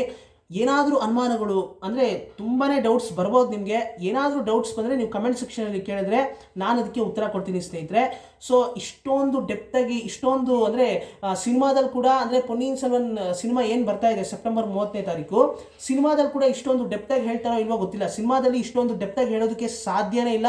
ಅಂದರೆ ಯಾಕಂತಂದರೆ 5 ಭಾಗಗಳಲ್ಲಿ ಬರೆದಂತಹ ಈ ಕಥೆಯನ್ನು ಅದನ್ನು ತುಂಬಾ ಸಂಕ್ಷಿಪ್ತವಾಗಿ ಬ್ರೀಫಾಗಿ 2 ಭಾಗಗಳಾಗಿ ಹೇಳಬೇಕು ಅಂತಂದರೆ ತುಂಬಾ ಕಷ್ಟ ಇದೆ ಸ್ನೇಹಿತರೆ. ಆದರೂ ಕೂಡ ಅದನ್ನು ಚಾಲೆಂಜಿಂಗ್ ಆಗಿ ತಗೊಂಡು ಈಗಿರ್ತಕ್ಕಂತಹ ಯಂಗ್ಸ್ಟರ್ಸ್ಗೂ ಕೂಡ ನಮ್ಮ ಪೂರ್ವಜರ ಇತಿಹಾಸವನ್ನು ಅರ್ಥ ಮಾಡಿಸ್ಬೇಕು. ಪೂರ್ವಜರ ಇತಿಹಾಸವನ್ನು ಚಿತ್ರಗಳ ಮುಖಾಂತರನಾದರೂ ಒಂದಷ್ಟು ವಿಷಯಗಳನ್ನು ತಿಳ್ಕೊಳ್ಳಿ ಅನ್ನೋ ಒಂದು ಕಾರಣಕ್ಕೋಸ್ಕರ ಅಂದರೆ ಅವರ ಒಂದು ಡ್ರೀಮ್ ಪ್ರಾಜೆಕ್ಟ್ ಆಗಿ ಅವರು ಅಕ್ಸೆಪ್ಟ್ ಮಾಡಿಕೊಂಡು ನಮ್ಮ ಮಣಿ ಸರ್ ಅವರು ಈ ಒಂದು ಚಿತ್ರವನ್ನು ನಿರ್ದೇಶನ ಮಾಡಿ ಈಗ ಸಕ್ಸಸ್ಫುಲ್ ಆಗಿ ಮುಗಿಸ್ಕೊಟ್ಟಿದ್ದಾರೆ. ಈಗ ನಮ್ಮ ಕೆಲಸ ಈ ಒಂದು ಚಿತ್ರವನ್ನು ನೋಡಬೇಕು, ನೋಡಿ ಅರ್ಥ ಮಾಡ್ಕೊಳ್ಳೋದಕ್ಕೆ ಪ್ರಯತ್ನ ಪಡಬೇಕು. ಬಿಕಾಸ್ ನಮ್ಮ ಪೂರ್ವಜರ ಇತಿಹಾಸವನ್ನು ಆಧಾರವಾಗಿಟ್ಕೊಂಡು ಬರ್ತಾ ಇರ್ತಕ್ಕಂಥ ಚಿತ್ರ ಪೊನ್ನಿಯಿನ್ ಸೆಲ್ವನ್. ಸೊ ಪೊನ್ನಿಯಿನ್ ಸೆಲ್ವನ್ ಚಿತ್ರ ಕೇವಲ ಒಂದು ಚಿತ್ರನೋ ಅಥವಾ ಕೇವಲ ಒಂದು ಕಥೆಯನ್ನು ಆಧಾರವಾಗಿಟ್ಕೊಂಡು ಬರ್ತಾ ಇರ್ತಕ್ಕಂಥ ಚಿತ್ರ ಅಂತ ನಾವು ನೋಡಬಾರ್ದು ಸ್ನೇಹಿತರೆ. ನಿಮ್ಮೆಲ್ಲರ ಹೆಮ್ಮೆ ನಮ್ಮ ಪೂರ್ವಜರ ಇತಿಹಾಸವನ್ನು ಆಧಾರವಾಗಿಟ್ಕೊಂಡು ಅದಕ್ಕೆ ನಮ್ಮ ಕಲ್ಕಿ ಕೃಷ್ಣಮೂರ್ತಿಯವರು ಅವರ ಕಲ್ಪನೆಯನ್ನು ಮಿಶ್ರಣಗೊಳಿಸಿ ಬರೆದಿರ್ತಕ್ಕಂತಹ ಸಾಗರದಂತಹ ಮಹಾಕಥೆನೇ ಈ ಪೊನ್ನಿಯಿನ್ ಸೆಲ್ವನ್. ಸೊ ನನ್ನ ಕೈಯಲ್ಲಿ ಆದಷ್ಟು ಪೊನ್ನಿಯಿನ್ ಸೆಲ್ವನ್ ಕಥೆಗೆ ಸಂಬಂಧಪಟ್ಟಂಥ ಸಾಕಷ್ಟು ವಿಷಯಗಳನ್ನು ಇದ್ರ ಹಿಂದೆ ಇರ್ತಕ್ಕಂತಹ ನಿಜವಾದಂಥ ಇತಿಹಾಸವನ್ನು ಕೂಡ ನನಗೆ ಎಷ್ಟು ಗೊತ್ತೋ ಅದನ್ನು ನಾನು ನಿಮ್ಮ ಜೊತೆಗೆ ಹಂಚ್ಕೊಳ್ಳೋದಕ್ಕೆ ಪ್ರಯತ್ನ ಪಟ್ಟಿದ್ದೀನಿ ಸ್ನೇಹಿತರೆ. ಸೊ ಹಾಗಾಗಿ ಪೊನ್ನಿಯಿನ್ ಸೆಲ್ವನ್ ಕಥೆಯನ್ನು ಯಾರೆಲ್ಲ ನಾರ್ಮಲ್ ಎಪಿಸೋಡ್ಸ್ನ ಕೇಳಿ ಮುಗಿಸಿದ್ದೀರೋ ದಯವಿಟ್ಟು ನಿಮ್ಮಲ್ಲಿ ಒಂದೇ ಒಂದು ರಿಕ್ವೆಸ್ಟ್ ಮಾಡ್ಕೋತೀನಿ, Ponniyin Selvan real fact series ಮತ್ತು Ponniyin Selvan special episode series ಈ 2 ಸೀರೀಸನ್ನು ದಯವಿಟ್ಟು ನೋಡ್ತಾ ಹೋಗಿ ಸ್ನೇಹಿತರೆ. ಇಲ್ಲಾಂದರೆ ಅಂದರೆ ಒಂದು ರೀತಿ ಬರೀ ಕಥೆಯನ್ನು ಕೇಳಿದ್ರೆ ನೀವು ಈ ಒಂದು ಸಿರೀಸ್ಗಳನ್ನು ನೀವು ನೋಡಿದ್ರೆ, ಕಥೆಯನ್ನು ಕೇಳಿ ಈ ಒಂದು ಸಿರೀಸ್ಗಳನ್ನು ನೀವು ನೋಡ್ತಾ ಹೋದರೆ ಇನ್ನೂ ಡೆಪ್ತಾಗಿ ಕಥೆಯಲ್ಲಿ ಬರ್ತಕ್ಕಂತಹ ಒಂದೊಂದು ಪಾತ್ರದ ಬಗ್ಗೆನೂ ಕೂಡ ಇನ್ನೂ ಡೆಪ್ತಾಗಿ ನೀವು ಸ್ಟ್ರಾಂಗ್ ಆಗಿ ಅರ್ಥ ಮಾಡ್ಕೊಳ್ಳೋದಕ್ಕೆ ಸಾಧ್ಯ ಆಗುತ್ತೆ ಸ್ನೇಹಿತರೆ. ಇದು ಬರ್ತಾ ಇರೋದು ಮೊದಲನೇ ಭಾಗ, ಸೆಪ್ಟೆಂಬರ್ 30ನೇ ತಾರೀಕು ಬರ್ತಾ ಇರೋದು ಮೊದಲನೇ ಭಾಗ.